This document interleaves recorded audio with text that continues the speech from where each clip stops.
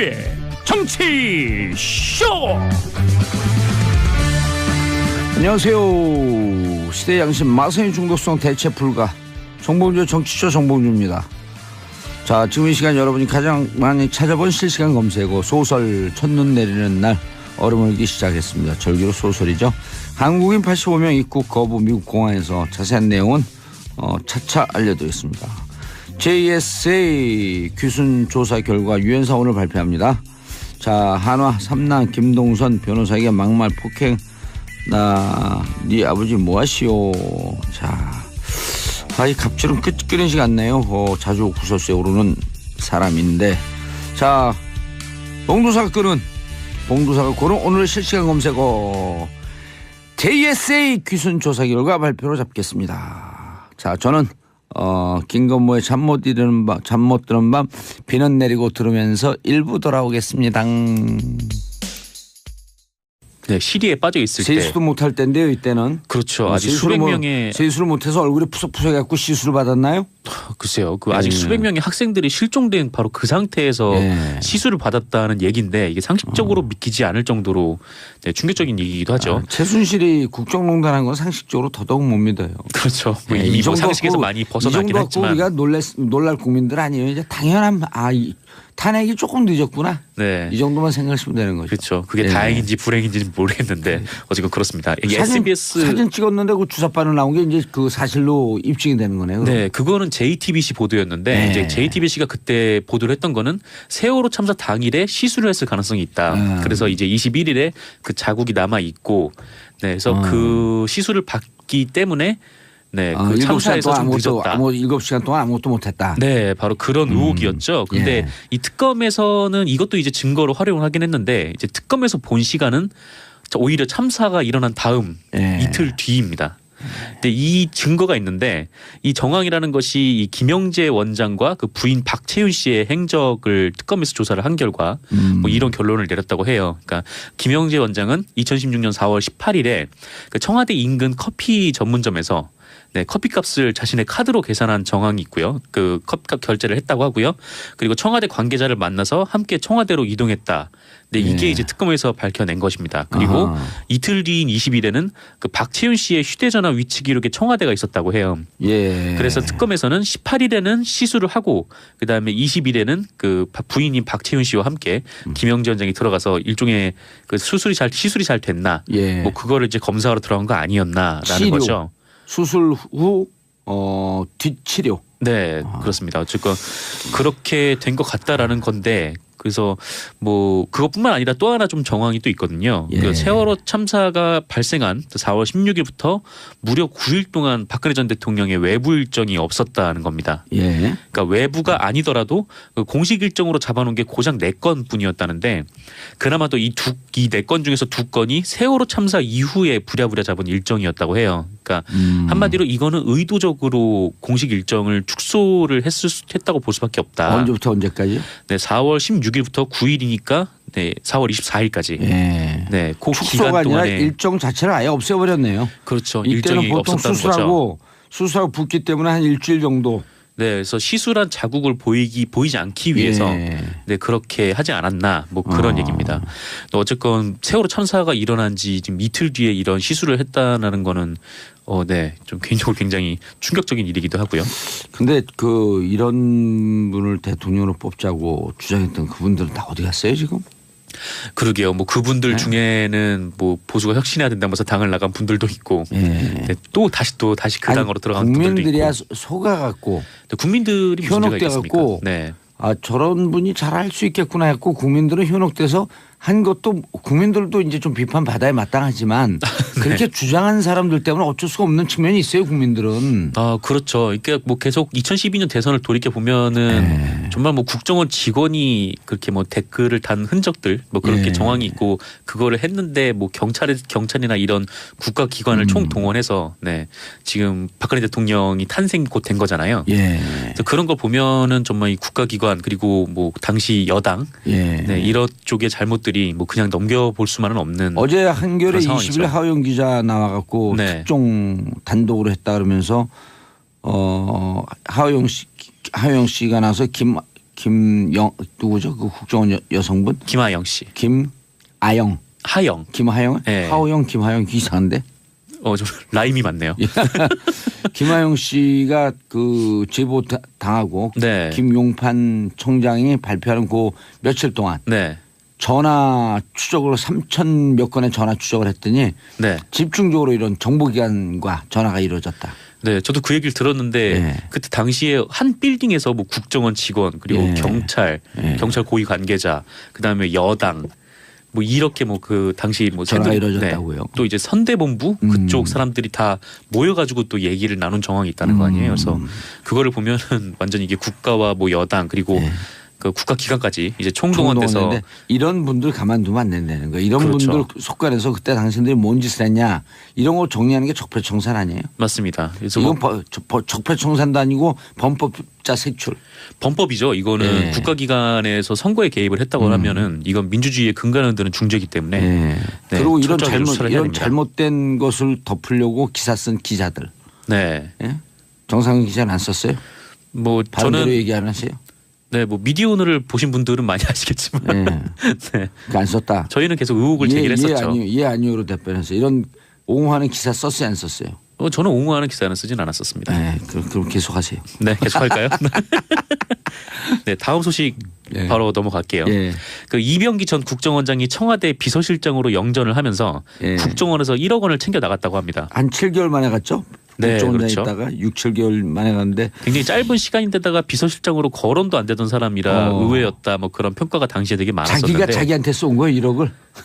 국정원장에 그런, 있다가 시차로 싹 쏘고 가서 탁 받아갖고 1억을. 뭐 그런 셈이죠. 아예 뭐 들고 나간 거예요. 진짜.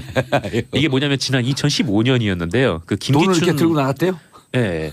전 비서실장이 후임으로 부임을 하면서 예. 당시 국정원장이었잖아요. 예. 그래서 나갈 때 국정원 직원들한테 돈을 준비하라고 지시를 했다라고 합니다. 왜냐면 비서실장으로 줘야 되니까. 그렇죠. 보통 이제 청와대에 계속 상담을 하지 않았습니까? 예. 그래서 이제 나에게 상담을 해라. 가니까. 셀프 상담. 그렇죠. 이병기 바로 셀프 상담 돈을 탁 던지고 저쪽 가서 탁 받은 거야. 네, 또 이번에 또 보도가 나온 게 전후임 국정원장들끼리 이 얘기를 했다는 거 아니에요. 그러니까 뭐 청와대에 이렇게 뭐 상납을 했다. 뭐 너도 이제 앞으로 뭐 해야 될 거다. 뭐 그런 식으로 이제 인수인계를 그렇게 했다는데 이 이병기 전 국정원장은 본인이 스스로 챙겨 나갔다는 거죠. 아니, 그러니까 자기가 자기한테 인수인계를 한 거야. 그렇죠. 뭐 후임이 혹시나 안 줄까봐 뭐 그랬는지 잘 모르겠으나 어쨌건 그 돈이 1억 원이라고 합니다. 네. 예. 국정원에서 이 돈 관리를 하는 이현수 당시 기초실장이 이 사실을 진술을 했고 예. 그 이병기 전 원장도 검찰에서 사실을 인정한 것으로 보이는데 예. 그 다만 이병기 전 원장은 이 돈을 국정원 직원들 경력금으로 썼다 이렇게 진술했대요. 예. 하지만 국정원 관계자들은 이 돈을 본 적도 없고 받은 적도 없다고 합니다. 네. 그래서 국가의 재정이 특히 안보를 위해서 써야 될 돈을 이렇게 뭐 자기 쌈짓돈 가져가듯이 이렇게 챙겨 나간 정황이라고 볼 수가 있겠죠. 예, 이 1억 원이요. 네. 그 연봉 한 4천만 원 받는 직장인들 그러니까 대졸하고 한 4, 5년 차쯤 직장인이겠죠. 네. 이분들이 집 하나 살려고 한 달에 100만 원씩 적금합니다. 네. 예? 100만 원 적금하기 힘들거든요. 힘들죠. 진짜 힘들어요. 네. 그래서 100만 원씩 적금했고 1억 만드는데 8년 4개월 그렇죠. 이 양반들아 정신 차려. 그 돈을 7개월만 국정원장을 하고 예? 그대로 이 빼간 거죠. 청년 20대 30대 청년들이 이거 100만 원씩 내갖고 8년 4개월 만에 1억 만드는 거예요. 또 문제는 그렇게 모아도 집을 못 사요. 모으지를 못해요. 모으지를. 네, 애초에 모으지도 못하고. 네, 그렇게 왜냐하면 모았다고 해도 4개월 모은 다음에 굉장히 힘들죠. 털어갖고 또 여행 가고. 네, 그렇죠. 어쨌건 뭐 다들 그렇게 힘들게 사는데 에휴, 국민들이 그런 국민들이 낸 세금을 이렇게 쌈짓돈 가져가듯이. 그러니까요. 이런 사람들 이거 처벌해야 된다는 것을 정치 보복이라고 하는 사람들 누구예요? 명단 좀 얘기해 보세요. 네, 납득이 안 가죠. 뭐 명단. 예. 자유한국당 홍준표 대표를 위시해서.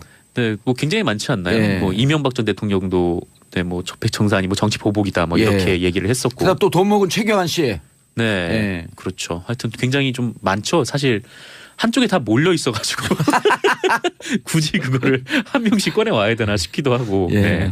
기자가 무서운 얘기하네. 그냥 통으로 그 일망타진하자 이런 얘기네요. 아니요, 뭐 일망타진하자는 얘기. 그렇게 주장하는 분들이 한쪽에 몰려 있다라는 뭐 그런 얘기입니다. 다스 비자금 특검 직무유기 공소시효 불과 3달 남았다. 네, 좀 구체적으로 말씀을 이게 드리면 무슨 얘기예요?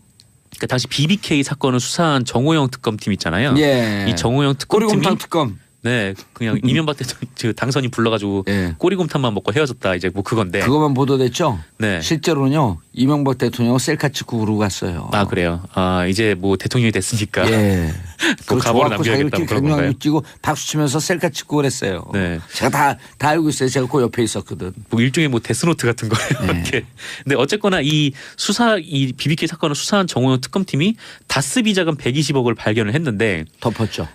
네, 이거를 검찰에 인수인계하지 않고 그냥 뭐 다스 원상태로 돌려놓아라 네. 이렇게만 지시를 하고 네, 그렇게 덮었다는 거예요. 그래서 이 의혹과 관련해서 특수 직무유기 혐의가 있는데 특수 직무유기 혐의. 네, 그렇죠.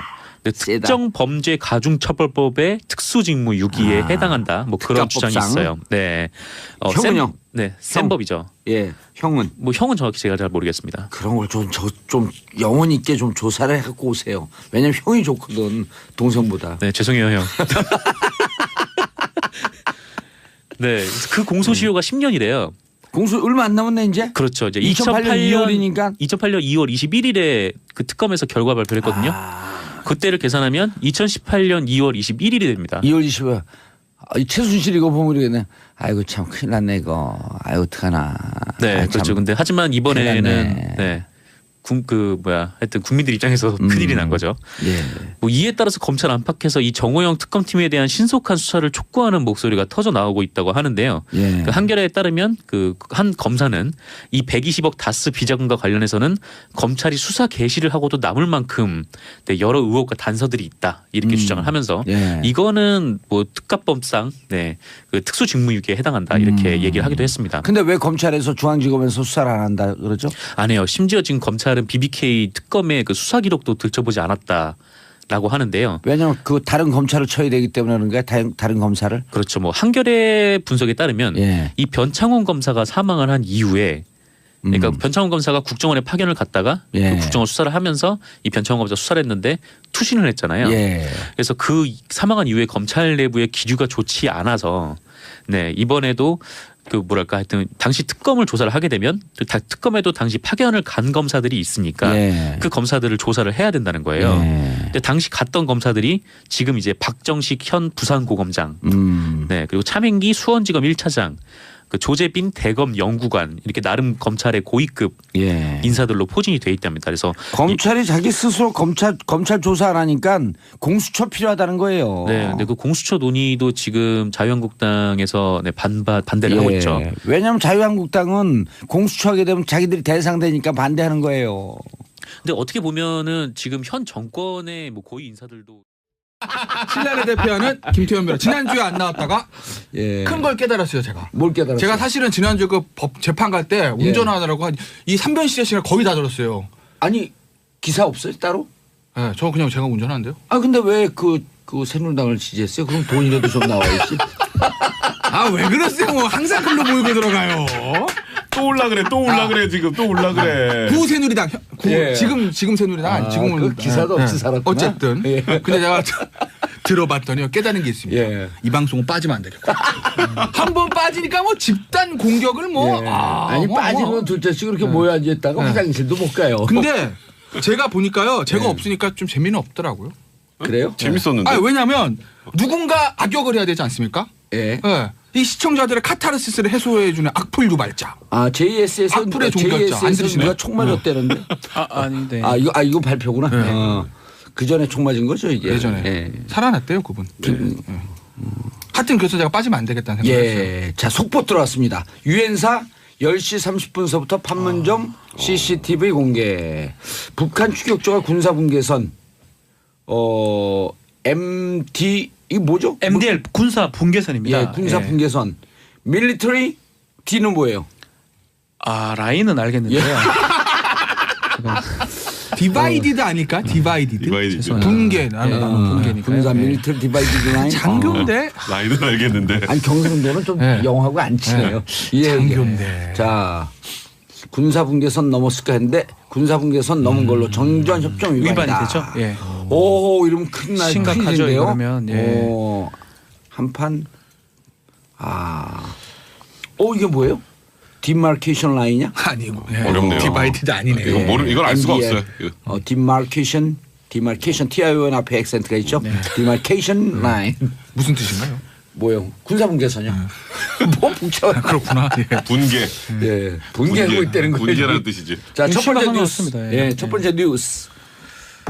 전병헌 의원 검찰 출두, 최경환 의원 압수수색 당하고, 자 여의도가 신종 사정 바람에 그렇죠. 떨고 있다. 사정 전국.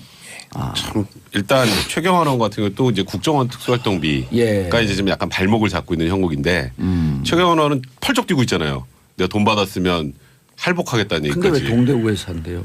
그러니까 뭐 그냥 그쪽에서 하는 게 좀 그래도 마음 편하신가 보죠. 왜 하여튼. 그러냐면요. 아니 그렇죠. 아, 경산 그건 이쪽 사람인데. 전문가니까. 그 왜 그러냐면요. 예. 원래 경산의 지역구잖아요. 예. 그럼 경산에서 한다 하든지 예. 아니면 뭐 여의도에서. 여의도 뭐 광화문 광장 이래도 왜 동대구냐면요. 예. 박주민으로 잘 알 거예요. KTX 타고 내려가면 어디서 내립니까? 동대구요. 동대구에서 내려요. 예. 그럼 동대구는요. 이 수도권의 사람들이 대구를 모이는 심장 같은 곳이에요. 허브. 그렇죠. 허브. 대구를 강조하고 싶은 거죠. 어. 왜 대구? TK. 되면 박근혜 되고 안 전 되면 대통령. 되고. 예. 예. 이 정치적인 의미들. 야 이거 봐. 대구야 팔아. 내가 이 대구의 이 TK의 상징과 같은 내가 박 전 대통령 끝까지 호위하던 아, 내가 그 동대구는 이렇게 이해했어요. 됐어. 근데 이거 할복은 한대요 진짜로. 어? 할복이요? 예. 그러니까 이게 알겠어요. 이게 문제는 저번에 뭐 사실 우리 장지지는 것도 못 봤고 예. 결국 다 못 봤어요. 우리는 결국 다 못 봤는데 일단 최경환 의원은 그 정도로 지금 일단 강하게 저항을 하고 있는 건데 문제는 최경환 의원은 돈을 받은 게 밝혀지는 순간 무조건 뇌물죄예요. 아, 이게 왜냐면 이게 왜냐면 5년이 10년이에요. 아니 그거는 1억이면은 10년이죠. 10년이네. 근데 이게 이야. 이현수 기조실장이 예. 이제 검찰에 가서 뭐라 그러냐면요. 2014년 10월에 1억을 들고 다른 국정원 직원과 함께 직접 전달했다 이런 얘기를 했는데 예. 이제 그런 얘기 할 거예요. 아니 준 사람이 줬다고 무조건 다 받은 거야? 이런 얘기를 하시는 분들이 있을 텐데 문제는 배달 사고 중간에 배달 사고라고. 문제는 이병기 원장이 진술을 했어요. 그러니까 이현수 실장이 예. 나한테 와서 그 당시에 어쨌건 최경환 의원은 의원이 아니었죠. 그죠? 2014년이요. 네, 기재부 장관이었잖아요. 그렇죠. 2016년에 다시 네, 들어간 국정원 거니까. 예산 문제 때문에 좀 필요하니까 좀 갖다 줘야 될 것 같습니다. 예. 그러니까 이병기 원장이 그렇게 하세요. 그래서 갖다 줬다는 거예요. 예. 근데 이병기 원장도 동일하게 진술했어요. 시점까지. 아하. 그리고 이병기 원장이 이제 저 국정원 그 수첩에서 기록이 나왔다는 건 아니에요? 그것도 보도 나왔죠. 네, 그것도 예. 나왔고 일단 이제 대화가 나왔는데 배달 사고. 네, 그러니까 이제 이병기 원장이 이제 쐐기를 박는 거예요. 이현수 실장은 절대로 배달 사고 낼 사람이 아닙니다. 이것도 검찰 진술이에요. 그러니까 이제 돈을 줬다는 사람의 진술이 1명, 2명 거기다 이제 아마도 그 국정원 같이 갔다는 직원도 조사를 했겠죠. 그럼 최소한 3명. 본인들도 그 돈을 인편으로 전하니까 네. 혹시의 배달 사고에 대비해서 보험을 들어놨네요. 네, 그렇죠. 한 명은 더 가는 예. 거예요. 그러니까 이 정도라면은 그 돈을 줬다는 사람들의 진술이 너무 구체적이에요. 이건 짜기도 힘들어요. 이 정도는 이제 그러다 보니까 최경환 의원 거기다 이제 압수수색까지 다 했잖아요. 거기서 뭔가가 좀 더 나왔으면 최경환 의원은 사실 이제 검찰 소환 피하기 힘들 것 같고요. 그리고 이게 좀 더 구체적인 것들이 좀 검찰에서 확보가 돼 있다면 예. 최경환 의원도 구속영장 청구 피하기 힘든 그런 분위기로 가고 있어요. 그러니까 물론 뭐 진실이 뭐 무조건 최경환 의원 받았다 이렇게 제가 단정하는 건 아니지만 지금 돌아가는 이 그러니까 형국이 눈빛에는 확신이 넘쳐요. 아, 그래요? 예. 아, 제가 지금 잠이 아까 커피 마셔가지고 잠이 깨서 그래요. 예. 그래서 지금 돌아가는 분위기상으로는 최경환 의원이 받았다 쪽으로 갈 가능성이 굉장히 높아진 쉽지 상황입니다. 않다. 입건은 아마 됐고요. 예. 영장을 낼라 그러면 그 내사했던 사람을 입건시킨 다음에 판사 영장을 낸 걸로 보이고 사실 말이 압수수색 오늘따라 유난히 어려워졌어요, 금방. 네네 압수수색을 하려 그러면 2주 만에 김태현 변호사를 견제합니다. 예, 제가 좀 밟으려고 딱 눈빛이 예. 왜 여기만 쳐다봐요? 진지하게 좀 예. 일단은 압수수색 영장이 났다라는 거는 그만큼 혐의 사실이 인정됐다라는 겁니다. 입건이 됐다라고 하는 건 네. 무슨 뜻이에요? 입건됐다는 거는 결국은 수사가 이제 개시되고 있고 다음 단계는 구속입니다. 이제 아니 기소. 예. 구속 이후에. 다음에 기소가 되는데 그 전 단계가 이제 소환이죠. 소환을 하기 직전에 압수수색을 하는 거고요. 예. 저는 다음 주 초에 아마 소환이 되지 않을까 이렇게 보이고 지금 상황이면 본인의 위치가 또 중요해요. 예. 기재부 장관이에요. 기재부 장관한테 특활비를 조금 늘려달라는 내용을 부탁을 하면서 특활비를 또 준 거예요. 지금 상황 예. 구조를 보면 특수활동비를 조금 예산을 올려달라고 하면서 그 안에 특수활동비를 최경환 기재부 장관을 준 거거든요. 이런 거네요. 중국 치 갖고 단무지 좀 더 주세요. 그럼 단무지를 준 거야. 그렇죠. 지금 그런 상황이기 때문에 이거는 특가법상의 뇌물죄가 됩니다. 이거는 뭐 특가법상의 더 뇌물죄. 얘기할 필요도 없습니다. 그렇기 때문에 요거대로라면 해도 지금 소환이 돼야 될 상황인데 압수했기 때문에 플러스 알파를 해가지고 아마 소환을 하지 않을까. 다음 주 초에 소환이 될 것 같습니다. 돌발 질문. 네. 최경환 측에서 이 건 변론 좀 맡아주세요. 한번 맡겨서. 안 합니다. 왜요? 뭐 예? 뭐 그것도 변호사는 사실은 그건 없습니다. 예. 변호사는 뭐 닥치는 대로. 닥치진 않지만, 닥치는 대로 하진 않지만. 닥치고 변론. 뭐 근데 사실 맡고 싶진 않습니다. 예. 어려울 것 같아요. 김태현 변호사가 잘할 것 같습니다. 예. 저요? 예. 뭘 하죠? 아니 그런데 제가 네. 궁금한 게 아시아투데이에 작년 7월에 뭐 롯데 관련해서 롯데 50억 받았다 최경환 실명 거명했잖아요. 그거는 지금 들어가면은 요거 1억만 조사나요? 아니면 그 건도 같이 조사나요? 그건 모르죠. 그러니까 원칙적으로는 안 하는 게 맞는 건데 별건 수사하지 별건 않는다. 원래 안 하는 게 맞는 거죠. 근데 이제 꺼니다 보면 이것도 있네라고 할 수도 있죠. 왜냐면 그 건으로 네. 전병헌 수석이 지금 그럼요. 조사를 받고 있거든요. 그러니까 롯데에 관련돼 롯데가 이제 최경환 당시 이제 경제부총리 전 의원과 관계는 얘기들은 뭐 시중에 많았어요. 왜냐하면 최경환 의원이 당시 이제 초이노믹스라는 말 붙을 정도로 요즘 실세 중에 실세 아니었습니까? 맞아요. 빚내서 그렇죠. 집사라. 당정청의 삼각축이라고 뭐 청은 만약에 김기춘 실장이라든지 문고리 3면방을 했을 때 예. 당과 정을 장악한 사람은 실질적으로 최경환 의원이었습니다. 뭐 서청원 의원 보고 뭐 친박의 좌장이라고 하지만 실제로 힘은 최경환 의원이죠. 예. 그러니까 아무래도 그쪽에 모든 게 쏠릴 수밖에 없고 그러다 뭐 문제가 생길 확률이 높고 그래서 이제 최경환 의원의 얘기가 여러 차례 나왔고 이번에 이제 걸려든 건데 뭐 잘못한 거 있으면 벌 봐야죠. 받아야죠. 야. 갈 사람은 가야 돼요. 갈 사람은 가야만 하겠지만. 지난번에 이한석 무리 기자는 쓰는데. 아니. 지난번에 이한석 기자는 네. 취재를 해갖고 좀 드라이하게 들렸는데 네. 안에서 같이 생활해서 그런지 아주 찰지네요 내용이. 찰지죠. 네. 그러니까 제가 이제 지난번 찰지죠. 진짜 제가 노래도 하지 않고 갈 사람 가야 돼요. 네. 그러니까 지난주에 제가 롯데는 몰라요? 그건 제가 알 수가 없죠. 그러니까 지난주에 이제 이한석 기자가 그런 얘기를 했어요. 이한석 기자 견제하지 마세요. 그러니까 저랑 되게 친해요. 그래요? 한석아 듣고 있냐? 친합니다. 예, 그런데 그러니까 이한석 기자가 지난주에 했던 분석이 맞아요. 근데 하나 더 나갔을 때 그러니까 이한석 기자 지난주 분석이 뭐였냐면 청취자 여러분들에서 알려드리면 전병헌 수석을 내줬기 때문에 그리고 롯데는 야당 간사기 때문에 당시에 여당 로비 안 했겠냐? 여당 쪽으로 번질 수밖에 없다라는 게 이한석 기자의 분석이었다. 그래서 이제 자유한국당에서 아무 말도 안 하고 논평도 안 내고 가만히 있다. 이게 이제 분석이었어요. 그거 맞습니다. 그거 전날 맞아요. 전화했고 제가 논평을 해줬다니까요. 네. 일종의 그거죠. 사자성어로 말하면 육참골단. 예전에 이제 조국 수석이 예전에 그 혁신위 할 때 쓴 말이잖아요. 내 거 사이 뒀으니까 네 거 뼈내놔. 적의 정수를 잡기 위해서 하나 좀 내준 거다. 그리고 당시 이제 미방위원장도 H 의원. 홍문종. 말씀하시네. 다 아는데 그러면 아프리카 노동자. 그런데 거기서 하나 더 나가는 제가 시각은 뭐냐면 하나 더 나가. 자유한국당에서 조용하고 있는 이유가 뭐냐라는 거예요. 지금 내부적으로 저희가 봤을 땐 자유한국당은 거의 두 개 당연한 마찬가지로 봐요. 친박 7세들, 친박 신대 입장에서 큰일 났네. 우리한테도 칼날에 다가오는 거야. 조용할 수밖에 없죠. 근데 지도부를 형성하고 있는 비박들, 홍준표 대표하고 그다음에 최대 세력을 형성하고 있는 김무성 전 대표 쪽에서는 이 상황을 어떻게 보겠냐는 거죠.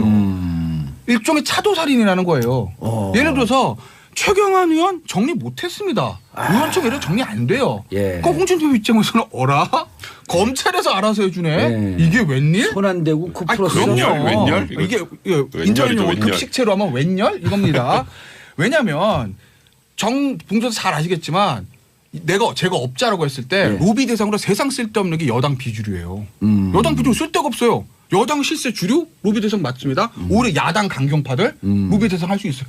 여당 비주류는 힘도 못 쓰고 쓸데도 없어요. 거기다가 박근혜 전 정부 시절에서는 오히려 친박의 독시가 된 시절인데 비박의 룸이 없잖아요. 그러니까 홍준표 대표도 그렇고 김무성 전 대표도 그렇고 비박의 로비를 받았을 가능성 빵이라고 본다면 여기서 예를 들어서 친박 실세들 막 몇 명 달려 들어간다고 해서 자유한국당은 적폐적 욕 먹겠죠. 지금 지지도 14, 15%인데 거기서 더 떨어지면 어디까지 떨어지겠어요.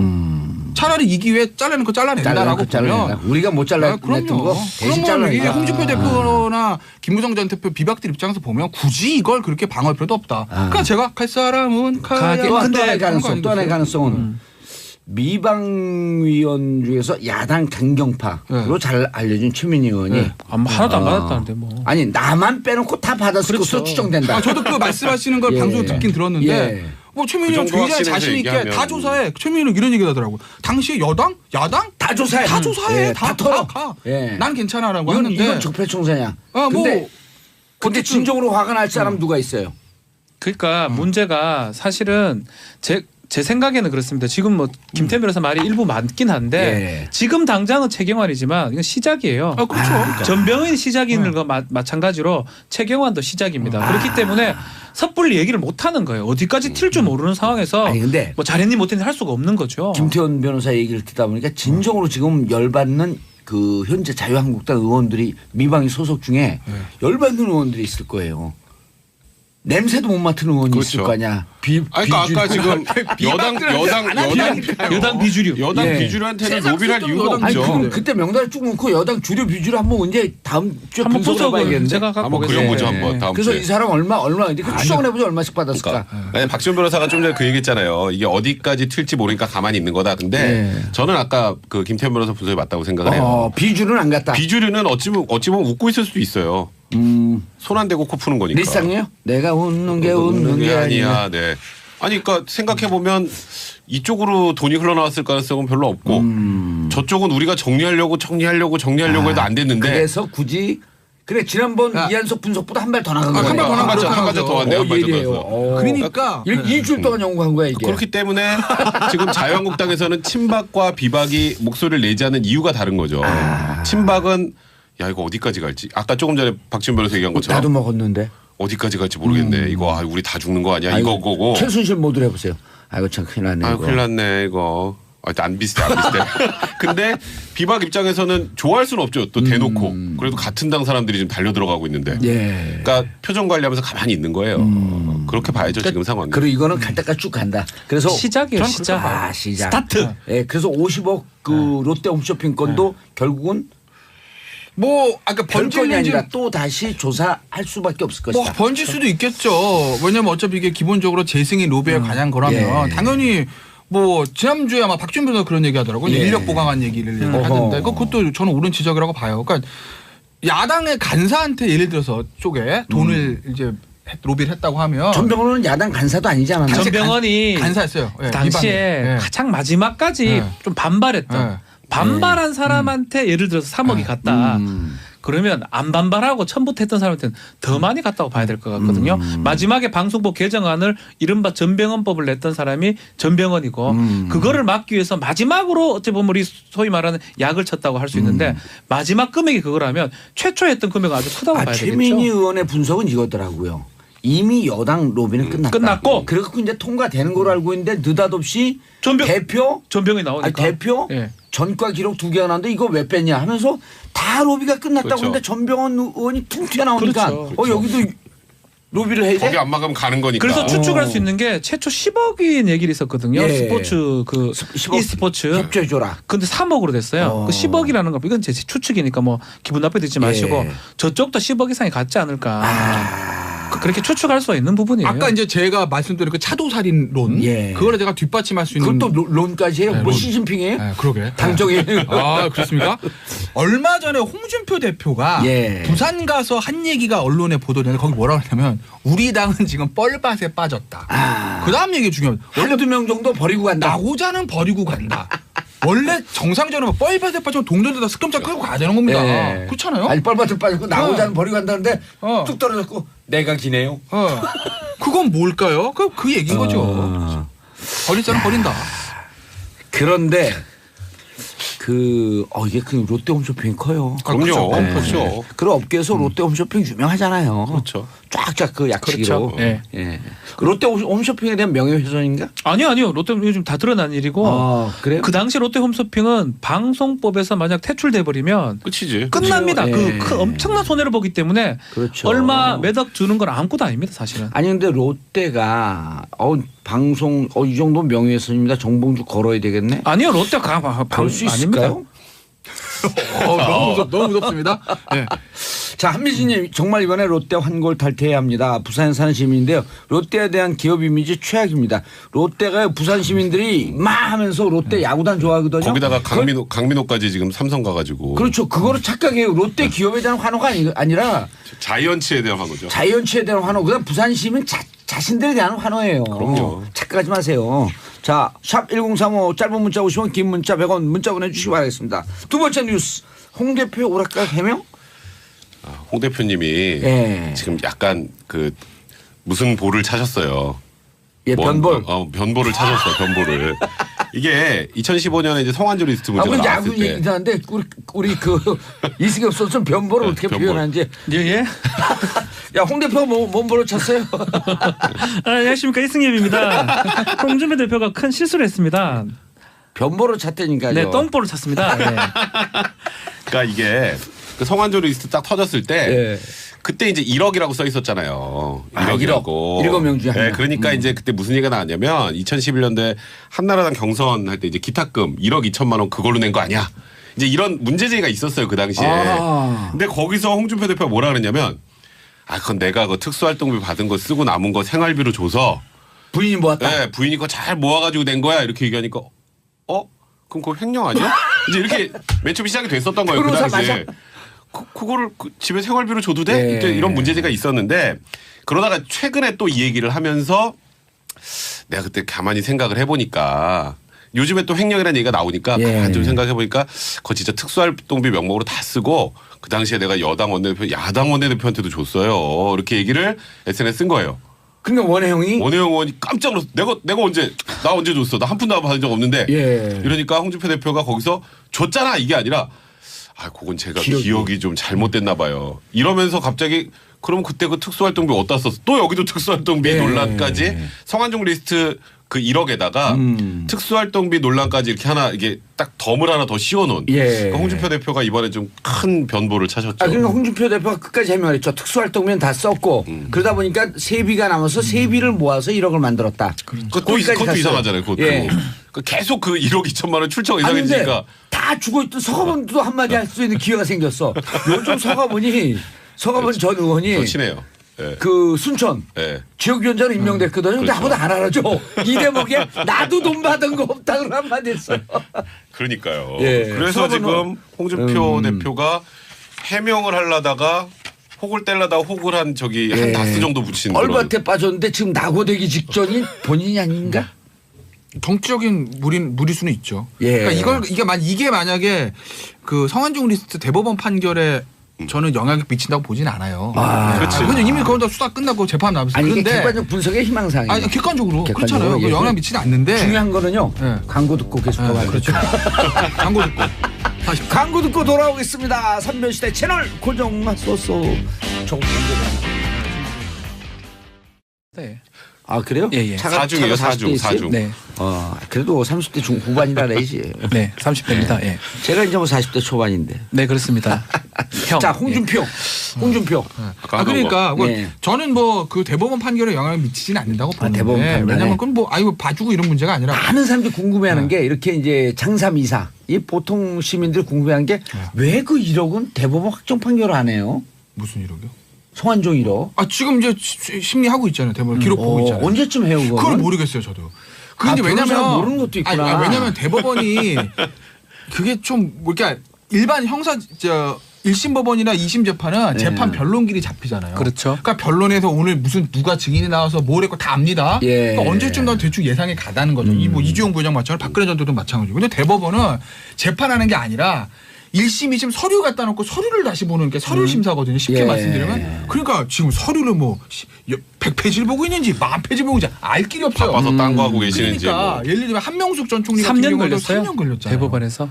그게 과연 예를 들면 어떤 일인지 모르겠으나 예. 집중적으로 심리해서 3년 걸릴 사건이냐? 그건 아니라는 아니죠. 거죠. 그러니까 이제 정치인들 사건 같은 경우는 굉장히 대법원 부담스러운 것 같다는 홍준표 느낌이 대표는 저는 지방선거 끝난 후에 날 그래도 것 조금 같아요. 언제는지 모르겠고 아까 제가 일부에서 아까 오전 하다는 말씀 마저 드리면 예. 근데 홍준표 대표는 법적으로는 이렇게 말했다고 해서 대법원 판결이 뭐 유죄가 무죄로 바뀌고 무죄가 유죄로 바뀌고 그러지는 않을 건데 그럼 또 대법원도 믿어야죠 이제는. 네, 다만 제1야당의 대표로서 그리고 당시에는 도지사로서 예. 본인의 말의 무게가 어떤 것인지는 알아야 된다는 거죠. 정치는요, 특히 이제 야당 대표면 지도자입니다. 지도자급 정치는요, 말이 바뀌면 안 됩니다. 일관성이 있어야 되고 예. 말이 바뀌었을 때는 내가 왜 말이 바뀌었는지에 대한 명쾌한 논리적 설명이 있어야 돼요. 그때는 내가 이걸 잘못하다든지 아니면 지금 이걸 잘못하다든지 상황이 바뀌어서 내 의견이 바뀐다든지 그게 있어야 되는데 그렇지 않고 이쪽에 왼쪽에서는 뭐 여기가 맞다 그러고 오른쪽에서는 오른쪽이 맞다. 예를 들면 뭐 광화문 가서는 촛불이 맞다 그러고 덕수궁 가서는 태극기 맞다 그러고 이러면 안 된다는 거죠. 일관성이 있고 말이 바뀌는 데는 명쾌한 설명이 있어야 되는데 홍준표 대표가 그게 약해요. 이걸 극복하지 않으면 예. 홍준표 대표가 본인이 하고 싶었던 정치적 미래는 저는 불투명할 수밖에 없다고 봐요. 이번에 특활비 말 바꾸거나 좀 버벅거렸잖아요. 네. 원혜영 건도 그렇고. 네, 그렇죠. 그다음 누구죠? 아까 우리가 얘기했던 순천. 서가번. 좀 얘기 좀 해줘야, 네, 해줘야 돼요. 밥 써주는 오랜만에 밥을 안 사주시네. 이름 나왔는데 서가번 전 의원. 네. 너무 좋아할 것 같아요. 네, 네. 아주 뭐 근데 홍준표 대표는 좀 위기 상황 온 게 아닌가. 뭐 김무성 전 대표도 왔고 결국은 이제 야당 내에서 자유한국당 내에서 권력 다툼 아닌 다툼을 하게 되고 이런 실수 같은 게 결국 안에서 비주류가 아주 문제 삼을지 않을까. 저는 그런 생각이 좀. 아니 근데 우리 듭니다. 청취자분들이 홍준표까지는 아는데 서갑원 모르지 않을까요? 지금 그 인터넷 검색해 보세요 누군가 서갑원. 너무 해주시는데요 지금? 네. 너무 해주시는데요? 서가번 정도 다 알죠. 몰라요. 어떻게 모를 수가 있습니까? 원내 수석 부대표 했는데 네. 워낙 존재감이 약해요. 잘 몰라요. 잘 몰라요. 예. 띄워주는 겁니까? 디스하는 겁니까? 그러니까 아유, 띄우면서 디스하는 아니 일타쌍피. 서갑원 이 검색을 해봐야 돼요 누군가 도대체 홍준표 대표와 관련해서 무슨 얘기를 했는지 어제 세게 얘기했어요. 그러니까 이번에 오랜만에 한번 세게 얘기하죠. 택도 없어서 좀 하지 말았겠죠. 그랬어요? 예, 예. 나 같으면 이렇게 얘기해줘. 내가 돈 안 받는데 내가 돈 만약 받았으면 네가 할복해라. 할복 네가 해라. 자 다음 이슈. 박근혜 전 대통령 재판 다음 주 재개. 유영하 변호사 병원비 대납해줬다. 자 최고의 전문가 김태현 변호사님 어떻게 된 거예요 이게? 제가 최고의 전문가입니까? 그럼요. 예. 박근혜 그렇지, 최고의 대통령만 전문가지. 아니 박근혜 전 대통령만 근데 말하다가 울 수도 있어요. 지금 이미 허리까지 심장 아프시다니까 지금. 심쿵. 봤죠? 자세 바로 잡는 거. 각하 나를 보고 계십니까? 이렇게 자세 몰아가나. 자세를 딱 바로 잡고 넥타이도 바로 매고. 이렇게 몰아가나요? 자켓 입어야 되나? 아니 괜찮습니다. 괜찮습니다. 이렇게 가깝게서 다 보고 계세요. 아니 이게 저기 뭐야 저기 디스크 MRI 찍었다면서요? 예. 저 강남성모병원에서. 세 차례 만에 네. 디스크가 나왔대요. 네. 그러니까 그게 디스크 이제 뭐 계속 힘 좀 나오나? 그럼 나도 모르죠. 병원비가 200 거의 한 300만 원 또 나온 것 같아요. 예. 그거를 이제 계산을 누가 해야 되잖아요. 그러니까 유영하 변호사가 병원비 대신 내줬다는데요? 끝? 그러니까 이게 또 도돌이표예요. 아니 근데 이게 또 도돌이표가 아니, 뭐냐면 옷값도 내주고. 그러니까 병원비 내주고 이거 다 어떻게 돼요? 내주고 이거 돈도 얼마 안 받고 별로 나고. 아니까 왜 자꾸 알았어요. 잠시 얘기 좀 하고. 돈 많이 받았다던데? 하세요 계속. 김태현 변호사 얘기해 보세요. 아니 그러니까 이걸 이제 나오는 얘기가 그러니까 뭐 이런 거죠. 울먹거리지 말고. 유영하 변호사와 박근혜 전 대통령 관계가 돈독하다는 거 하나. 야 그 돈을 왜 유영하 변호사 내주지? 이건 무슨 돈이야? 라는 뭐 이런 거. 뭐 그런 것 돈을 때문에. 내주니까 돈독하다. 네. 호사가들의 얘기가 있는데 예. 뭐 일각에서는 뭐 이게 특수활동비 또 모았다가 그거 도돌이표. 그게 뭐냐면 왜 네. 도돌이표냐면 예. 지금 검찰에서 이제 국정원에서 이제 상납된 그 40억이 박근혜 전 대통령 개인 용도로 사용됐다 이런 얘기까지 나왔잖아요. 예. 개인 용도 박근혜 전 대통령이 뭐 지금 말고 대통령 시절에 뭐 개인 용도가 뭐가 있겠어요? 옷값, 그다음에 뭐 머리 하는데 비용, 예. 올림머리 비용, 예. 그다음에 뭐 각종 시술. 아줌마 시리즈, 각종 시술. 뭐 저기 무슨 기치료 아줌마 뭐 아니 세월호 나고 주사 아줌마. 지금 이틀 뒤에 시술 받았다라고 하는 의혹이 또 있잖아요. 네, 그렇죠. 예. 이제 그런 비용으로 썼겠구나. 이렇게 이제 사람들이 이제 보통 인식을 하죠. 검찰에서 명확하게 사적으로 썼다는데 그 사적이 뭔지를 밝히지 않았으니까. 예.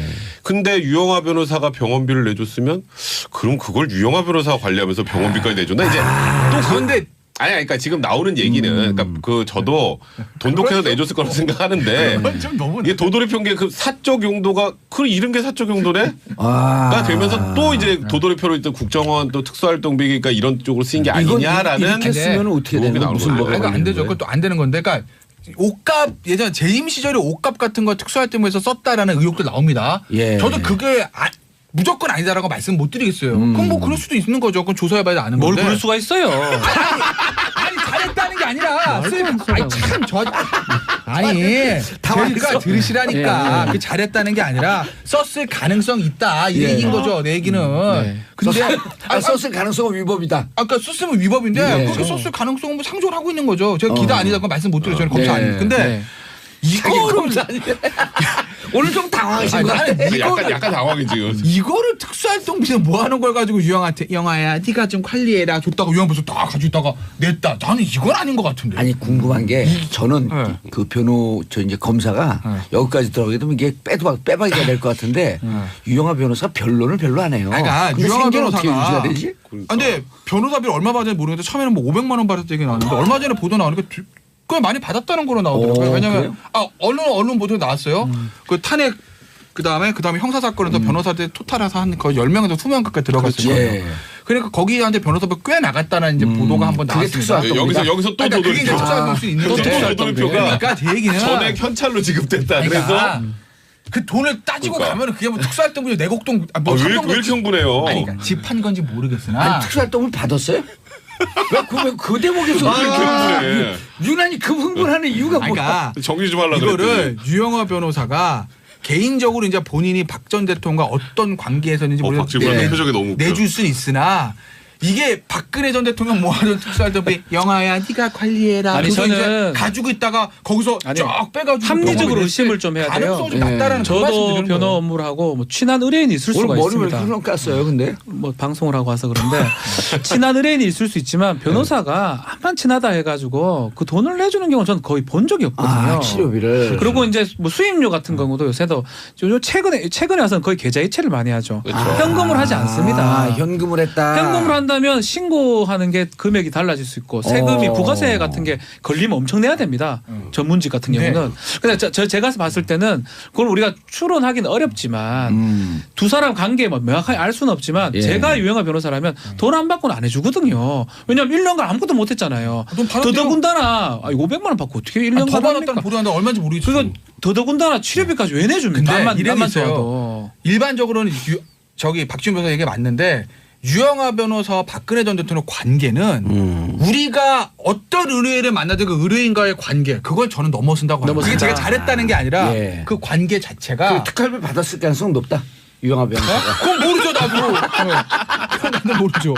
자기 쌈짓돈에서 병원비를 내줬는지 수임료 받은 거에서 일부 준 건지 아니 이랬을 수 있겠. 수임료가 특활비에서 왔으면 그게 그 돈이 그 돈이네요. 그 돈이 그 돈인데 이랬을 수는 있네요. 왜냐하면 지금은 바짝 붙어있는 최순실이나 이런 분이 없으니까 또 문고리 3인방도 없으니까 유영아 변호사에게 예를 들어 그 1억 수임료를 줄 거를 근데 한 2억이나 3억을 줬을 수도 뭐 있어요. 가능성 있죠. 내 일반 생활을 관리 좀 해줘라. 아니 그럴 가능성이 또 있죠. 돌고 도는 건데. 아니 그리고 지금 되게 이건 추측이니까 우리가 폄훼 뭐 어떤 명예훼손이 아니고요. 지금 상황상 봤을 때 유영아만 접견을 했었거든요. 그렇다면 접견을 했다는 건 뭐겠습니까?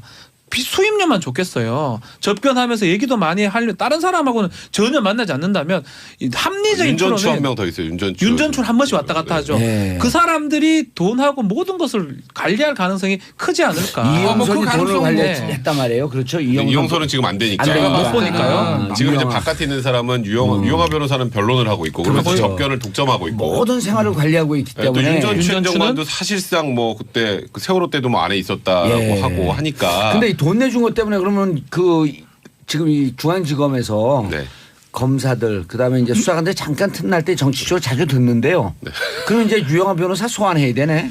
뭐 유영아 변호사 소환은 조금 그렇고요. 그러니까 사실 지금 검찰에서 이제 웬만한 조사는 다 끝났어요. 예. 이제 박근혜 전 대통령 이제 구치소 찾아가 조사하는 거 하나 남았고 그다음에 이영선 행정관하고 윤 전 행정관을 조사할 거예요. 왜냐하면 특활비 때문에. 박근혜 전 대통령이 40억을 받아서 사적으로 썼는데 자기 그 박근혜 대통령이 나가가지고 뭐 사고 이러지 않았잖아요. 예. 그럼 누군가가 심부름을 해야 되는데 그 심부름을 했을 가능성이 가장 높은 게 이영선 행정관, 윤 전 행정관이다 보니 예. 거기다 윤 전 행정관은 지금도 어쨌건 아무도 안 받아주는 면회를 하고 있잖아요. 그러니까 이 둘에 대한 조사는 반드시 해야 되는 거고 그러니까 유영하 변호사의 이 병원비 대납 제가 아까 좀 많이 나가긴 했는데 예. 이것까지 특활비일 수도 있다라고 했는데 사실 그거는 의심할 수밖에 없는 건 그럼요. 사실이에요. 아까 그렇죠. 박진 변호사 예. 얘기처럼 예. 아무리 내가 존경하는 그런 사람이 내 의뢰인이더라도 예, 근데 이 김태형 내 살까지 다 변호사. 내줘가면서 변론을 하고 병원비까지 내주고 1년 동안 아무 일도 못하고 그렇죠. 앞으로 미래도 없는데 그렇죠. 그러니까 사실 이게 상식적으로 납득이 변호인 어렵거든요. 의뢰도 잘 안 들어와요. 그렇죠. 예. 근데 그 뭐 또 박 전 대통령 지지하는 분들이 또 많이 의뢰할지도 모르겠지만, 근데 사실 이번에 뭐 재판 과정에서도 그렇게 유영하 변호사가 아 변론을 잘한다 이런 느낌은 또 주지 못했단 말이에요. 정치 변호사인데. 그러니까 이제 지금 상황에서는 상식선에서 봤을 때는 예. 이게 유영하 변호사의 돈일 가능성은 그렇게 높아 보이지 않는다. 높아 보이지 않는다. 네, 이제 그렇게 거기까지만 제 자, 생각은. 그럼 지금 여러 가지 혐의가 나오는데 김태현 변호사님.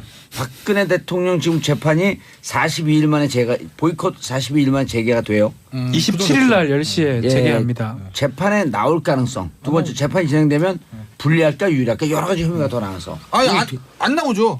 재판에 안 나와요? 제가 봤을 때안 나올 확률이 높은 거예요. 아니 왜냐면 지금 뭐 국선 변호사 다른 변호사 같으면 안 나올 가능성이 높습니다. 그런데 안 나오죠. 딱 그런 거 보니까 뭔가 교감이 있어요? 알고 하는 것 같아. 이게 늪에 빠진 기분이야. 늪에 빠진 기분이야. 나도 버리고 가는 거야. 한성이도 있어 이제. 늪에 빠졌어 지금. 네. 아니 안 나와요. 제가 봐. 안 나와요. 나온다. 안 나올 거예요. 아니 불리해서 왜냐면 아니면 아니 왜냐면 박 전 대통령이 그러니까 어떤 머릿속에 무슨 생각인지 정확히는 알 수는 없으나 예전에 이미 재판 보이콧했잖아요. 예. 그렇죠. 그러니까 지금 이 상황에서 국선 변호사가 선임되다가 다시 27만 원 한 달 만에 나와가지고 이루고 앉아있기는 본인이 그게 용납이 안 될 거예요. 본인 입장, 본인의 머릿속으로는. 그러니까 이 정치 재판이라고 보고 있는 것이기 때문에 본인은 그렇기 때문에 아마 끝까지 출석 거부를 하고 버틸 거부하겠다. 확률이 저는 한 99.9999999%라고 보고 왜냐하면 알겠습니다. 국선 변호사 지금 접견도 거부한다는 거 아니겠어요? 그럼 걸석 재판은 진행이 되나요? 다루는 안 할 다루는 안 거고요. 하고. 이제 왜냐하면 재판부 입장에서도 한 일주일 정도 시간을 네, 주고 27일 날 딱 안 나오니까 오늘 지금부터 이제 골석 재판하겠습니다. 그러면 예. 또 엄청나게 반발할 가능성이 많아요. 박근혜 전 대통령의 지지자들도 아니 이게 없는데 재판하냐 그러니까 최소한 2번, 3번 많으면 4번 정도 기를 지정해서 그때도 안 나오면 이제 부득이하게 이런 사정이다 보니 어쩔 수 없이 재판을 골석으로 진행하겠습니다. 이런 방식으로 진행될 가능성이 많죠. 전병헌 얘기를 하려고 했더니 하나거로 뛰어넘어가면 전병헌 의원 얘기 못 하는데. 자, 하죠, 전병헌. 뭐. 전병헌 간단하게 하고. 예. 자, 전병헌 17시간 조사받았어요. 네, 17시간 조사받았는데 일각에서는 그날 바로 긴급 체포하고 구속영장 청구하는 게 아니냐 이런 얘기가 나오긴 했었어요. 그런 소리 많았죠. 왜냐하면 그 전에 너무 뭐 이런저런 보도들을 통해서 전병헌 의원 쪽으로 다 이제 쏠려가는 분위기였고 검찰도 굉장히 자신감을 보였는데 귀가했죠. 그리고 지금 아직까지는 구속영장 청구하는 얘기는 나오진 않아요. 별 얘기 안 나오고 있어요. 수사. 근데 저는 개인적으로 생각을 해요.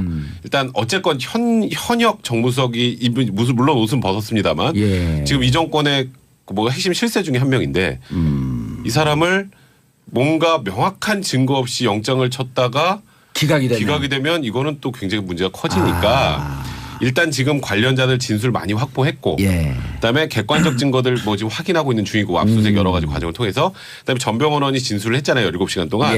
이걸 매칭을 해서 이제 소위 이 정도면은 빠져나갈 구멍이 없다라는 판단이 들면 며칠이 지나서 구속영장을 청구하지 않을까. 보통 사건보다도 늦어요. 증거나 이런 진술 맞추는 거 조금 더 촘촘하게 치고 들어가는 저는 좀 다르게 봅니다. 지금 분위기를 봤을 때 사실상 이 사건은 간단한 사건이에요. 브로커하고 전직 보좌관들이 자백을 했기 때문에 전병헌 수석이 수사선상에 오른 거고요. 그리고 불렀는 거거든요. 근데 조사를 하는 과정에서 그 시간도 좀 중요하긴 해요. 11시 그러니까 자정 전에 마쳤다 그러더라고요. 다만 그걸 많이 30분. 봤어요. 3시에 나온 이유는 변호사하고 아마 그 조서를 읽는 과정이 상당히 조서 리딩을 세게 해야 되니까. 리딩을 많이 했고 우병우를 좀 생각해 보면 알 겁니다. 검찰에서 아주 많이 못 추궁을 했을 가능성도 있고요. 저 상황에서 대지를 중간에 했을 가능성도 배제를 못 하는데 대지를 했을 때 그 예전에 얘기했던 전직 보좌관들이 검찰에게 유리한 얘기를 안 했을 가능성이 있다. 대지를 했나요? 했을 가능성이 있습니다. 저는 알 수가 없지만 그 수사 기밀이기 때문에 저희가 알 수가 없지만 그렇기 때문에 바로 영장을 청구를 못한 게 아니에요. 왜냐하면 그날 바로 들어가면 금액이 1억이 넘고 얘기를 하면 더 증거 필요 없습니다. 바로 구속영장 청구에도 아무 상관, 긴급 체포에도 아무 상관이 없습니다. 뇌물이니까 10년. 그렇죠. 그럼에도 불구하고 지금 조사가 끝난 지 며칠 지났는데 별말 없다는 거는 검찰이 생각했던 수사 방향하고 조금 틀어졌을 가능성. 그거는 뭐냐면 이런 뇌물죄 같은 경우는 진술자가 말이 바뀌면 홍준표 대표를 보면 알잖아요. 1심 유죄 받다가도 무죄 받는 게 뇌물입니다. 검찰 조사 단계에서는 말이 살짝 계속 바뀌어요. 계속 바뀌거든요. 이런 상황이라면 야구 선수였다 축구 선수 됐다 축구 선수 됐다 야구 선수 됐다가 뭐 바뀌기 때문에 이런 상황이면 영장 더하기 어려운 상황이라고 검찰이 판단한 게 아니에요. 그래서 저는 시간이 끄는 게 아닌가 저는 그렇게도 봅니다. 김태현 변호사님.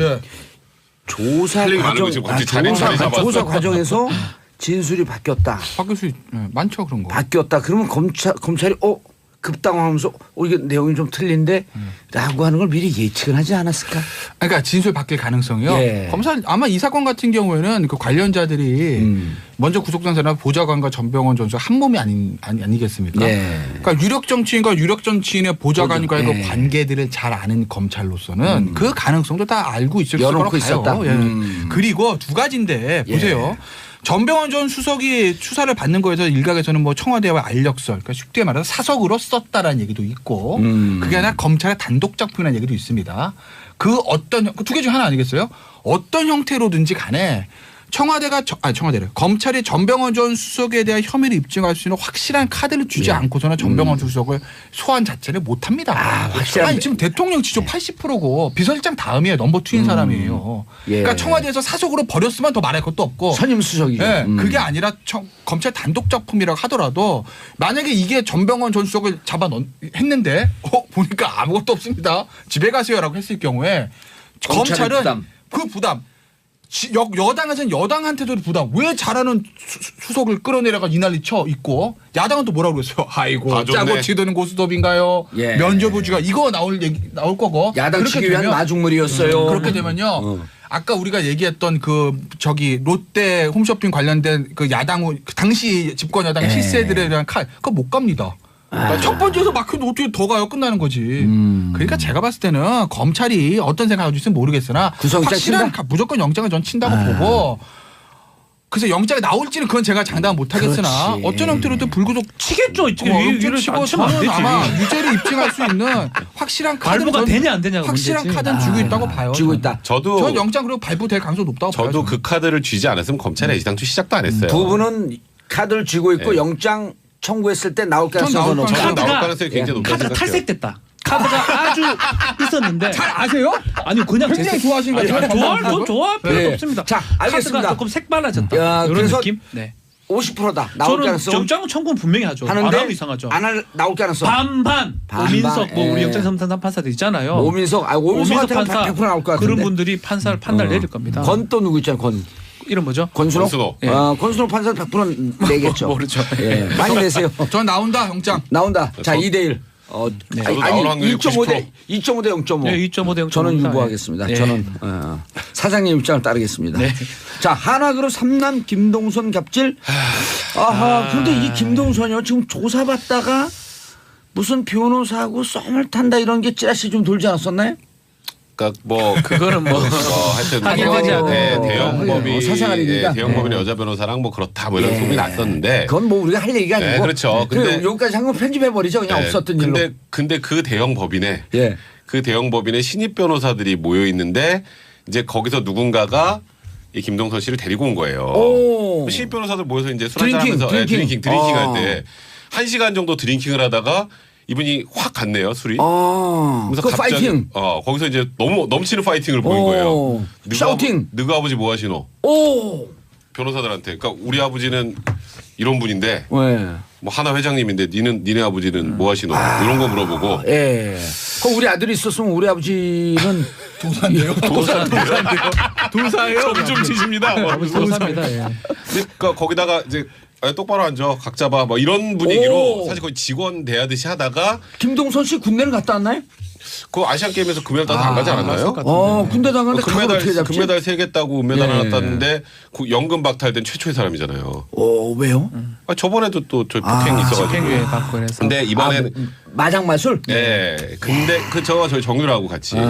근데 이번에 이제 거기서 끝났으면 되는데 그냥 좀 변호사는 기분만 나쁜 정도면 됐는데 더 나가서 이제 남자 변호사 뺨을 때리고 여자 변호사 머리채를 잡고 이렇게 윙윙 헤드뱅잉을 시킨 거예요. 이제 이거 완전히 폭행이잖아요. 그랬는데 이 변호사들이 그 뒤로 그냥 속만 앓고 사석에서는 정말 가만히 있고 싶지 않았어라고 했는데 가만히 있고 있어요. 그러다 보니까 지금 대한변협에서도 고발을 하겠다. 서울변협에서 서울변협회장도 본때를 보이겠다 하는데 피해자들이 본때를 보이고 싶어하지 않으면 이건 처벌을 못합니다. 폭행죄이기 때문에. 단순 폭행죄는 반의사불벌죄니까. 그래서 지금 일단 이 변호사들이 움직이지 않으면 김동선 씨는 어제 사과는 했어요. 근데 물론 국민들로부터 굉장히 사과를 했음에도 더 싸늘한 시선을 받을 수밖에 없는 사과였는데 제가 술에 취해서 기억이 없습니다로 시작을 해가지고 저 아닌 다른 사람이 한 겁니다. 약간 이런 느낌이잖아요. 다음 주 수요일까지도 계속 변호사가 대응을 조처를 취하지 않으면요 변호사들 이름 공개하죠. 안 할 것 같아요. 안 할 것 같고. 변호사들 이름 다 알고 있어요 제가. 반의사 불벌죄라서 또 한다 하더라도 벌금 사안이에요 이게. 그런데 집행유예하고 이미 관계가 국민 없어요. 감정은 실리를 치고 그렇죠. 넘어갔잖아요. 그리고 주주 대표님이라고 부르니까 왜 내가 대표냐고 하나그룹의 주주라고 주주님이라고 불러라고 하는 그렇게 얘기했다라는 거거든요. 주주는 난데 정봉 주주. 그러니까 약간은 고사겸 주주. 만취해가지고 이런 습관적으로 저도 뭐 술을 좋아. 우리 다 술을 좋아합니다. 김태현 변호사 빼고. 그렇지만 실수는 하지 않잖아요. 주폭이라 그래 술 먹고 하는 거. 이렇게 하는 건 반복이 계속 몇 번 있었거든요. 올 초에도 있었고 몇 번 있었기 때문에 좀 변호사들이 문제가 이런 문화에 익숙한 김태현 변호사님.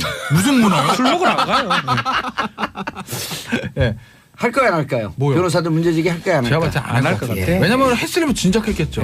그리고 두 달 됐어요, 두 달. 거대 고객이니까. 증거도 없을 것 같아요. 벌써. 알겠습니다. 변호사 세 분 인사하시고요. 네, 고맙습니다. 끝났어요. 감사합니다. 자, 저희는 4부 알쓸 경제로 돌아오겠습니다. 채널 고정하소서. 정봉재 정치쇼 4부 순서 들어가겠습니다. 알쓸 경제 알아두면 쓸데없는 경제 뉴스. 어떤 사람들이 알쓸 그 SJ를 본딴 거 아니냐 그래서 내가 어떻게 알았어요 그래서. 자, 알아두면 쓸데있는 경제 뉴스. 이거는 좋죠. 정치가 생활 정치가 돼야 되고 경제가 생활 경제가 돼야 한다. 자, 함께 하실 분 정철진 경제평론가. 네, 안녕하십니까. 매경 출신이요. 매일경제입니다. 예, 네. 요즘 매경이 그 찌라시에서 핫해요. 네, 뭐 어제부터 굉장히 핫하고 핫해. 저한테도 왜 이렇게 매경이 전화가 하나 소속이에요? 그건 또 무슨 얘기입니까? 전혀 다른 거죠. 하나밖에 아니에요? 네, 매경은 매경이죠. 매경은 네. 하나는 하나고. 하나는 하나고. 이상하네요. 그 사이 연관 관계는 아마 우리 청취자분들도 이렇게 그렇죠. 받아보실 수가 있을 겁니다. 매경 주필이 하나? 화나? 화났다고요? 여기까지. 여기까지. 매경 하나? 뭐라 말해야 될지 모르겠네요. 자, 권혜리 SBS 보도국 기자님 자리하셨습니다. 안녕하세요. 예. 나긋나긋 하세요 목소리가. 진격의 코스닥 왜? 이게 주제예요. 정철준 평론가님. 네. 진격의 코스닥? 이게 지금 코스닥 광풍이죠. 그러니까 뭐 열풍, 인기 이런 표현도 안 맞고 진격 이것도 약해요. 광풍보다도 더 센 게 좋은데요. 참고로 말씀드리면 이제 9월부터 갑자기 올라서 최근에 한 2달도 안 됐는데 시장이 24%가 올랐거든요. 시장이. 그러면 거기에 있는 종목들은 3배, 4배는 우습다. 아니 그럼 거기가 코스닥은 코스피의 동생 꼴대 갖고 약간 좀 규모도 작고 매출도 작고요. 설립 연도도 좀 중소기업이라고 볼 수도 있는 중소기업보다는 그렇죠. 크죠. 네, 중소기업이랑 그러니까 성격이 다른 거죠. 벤처기업이라고 표현하는 것이 오히려 더 적합하지 않을까. 중소벤처. 그런데 다 죽어 있는 코스닥 기업을 M&A 갖고 하나 살려고 해도 30억, 50억이 기본이던데. 그게 왜냐면 다 죽어 있는데도. 예, 그거 이제 우회 상장, 백도어라고 하는데 이미 한번 상장이 된 그 프리미엄이 굉장하거든요. 증시에 이게 뭐 우리가 상장이 되든 등록이 되려면 매출액 기준, 그렇죠. 3년 넘어 영업액이 우회 상장도 요즘은 불법으로 못 하고 금감원의 동의를 얻어야 된다. 그렇죠. 승인을 받아야 되고. 그래서 방금 우리 봉도사가 얘기한 것처럼 아니 아무리 뭐 하찮은 기업 살려고 해도 그 프리미엄은 상당한 거죠. 이미 등록됐다는 거, 상장됐다는 게. 네. 요즘 제일 핫한 데가 어디예요? 제가 알아본 데는 의료계도 상당히 핫하던데. 오늘 아침에 지금 어떤지 모르겠는데 오늘 아침에 보니까 신땡땡이 지금 현대자동차 시총가보다 올라가지 않았어요? 신라까지 할게요. 신라땡. 신라땡이라는 종목인데 그래요? 이게 9월부터는 6배가 올랐고 여름부터는 한 11배, 12배가 올라서 지금 코스닥의 이 신라땡 열풍이죠. 바이오입니다. 그러니까 오히려 의류보다 바이오 제약인데. 아니 그러니까 의료 제가 의료 바이오라고 표현해요. 의료는 약간 그렇고 바이오인데 바이오 열풍이더라고요. 신라땡이 최근에 9월부터의 차트를 보면은요. 이게 엄청난 게 보통 6배가 보통 코스닥이 오르면 이 흔듭니다. 이제 개미핥기라고 그래가지고 들었다가 떨어뜨려 가지고 다 토해내게. 그런 다음에 그 물량을 받아서 쭉 끌고 올라가는데 이 신라땡은 편안해요. 그러니까 그때 만에 하나 진입을 누군가 했었다면 이분들은 그냥 쫙 두 달간 한 편이 아이고 또 올랐네 이러면서 6배를 받기 때문에 참 저로서는 허탈하고 저는 뭐 들어가지도 않았고요. 저는 오히려 조심하라고 했다가 지금 욕 먹고 있는데 참 이제 광풍이에요. 그렇습니다. 근데 그러면 경제는 좋아지는 거 아니에요? 그건 좀 완전 다른 메커니즘이죠. 그것은 그 해당 종목에 대한 기대감으로. 아니 코스닥 전체가 그렇게 되면 경제가 살아난다 이런 선행 기술을 볼 수 있는 건 아닌가요? 쿠션은 돌아가야 되는데 왜 좋아지냐면 코스닥을 하면 우리 개미들이 코스닥을 많이 투자하잖아요. 수익을 벌었기 때문에 돈 벌었어? 돈을 쓰죠. 그럼 내수가 돌아가 소매 판매 지표가 좋아져 경제가 좋아진다라는 건데요. 제가 보기에 이번에 코스닥 광풍은 그 공식이 약간 안 맞습니다. 뭐 조금 이따 얘기를 하겠지만 이번에 보면 코스닥에 우리가 코스피에서도 삼성전자 하이닉스가 오른 것처럼 코스닥도 1위부터 8위 10위까지만 집중적인 매수로 튀어 올랐거든요. 왜요? 왜? 바로 이번에 수급이 있기 때문인데 그 수급의 시작이 국민연금 개입설입니다. 이게 이제 시작이 어떻게 됐냐면 정부에서 이제 슬슬 나온 것이 4차 산업 밀겠다.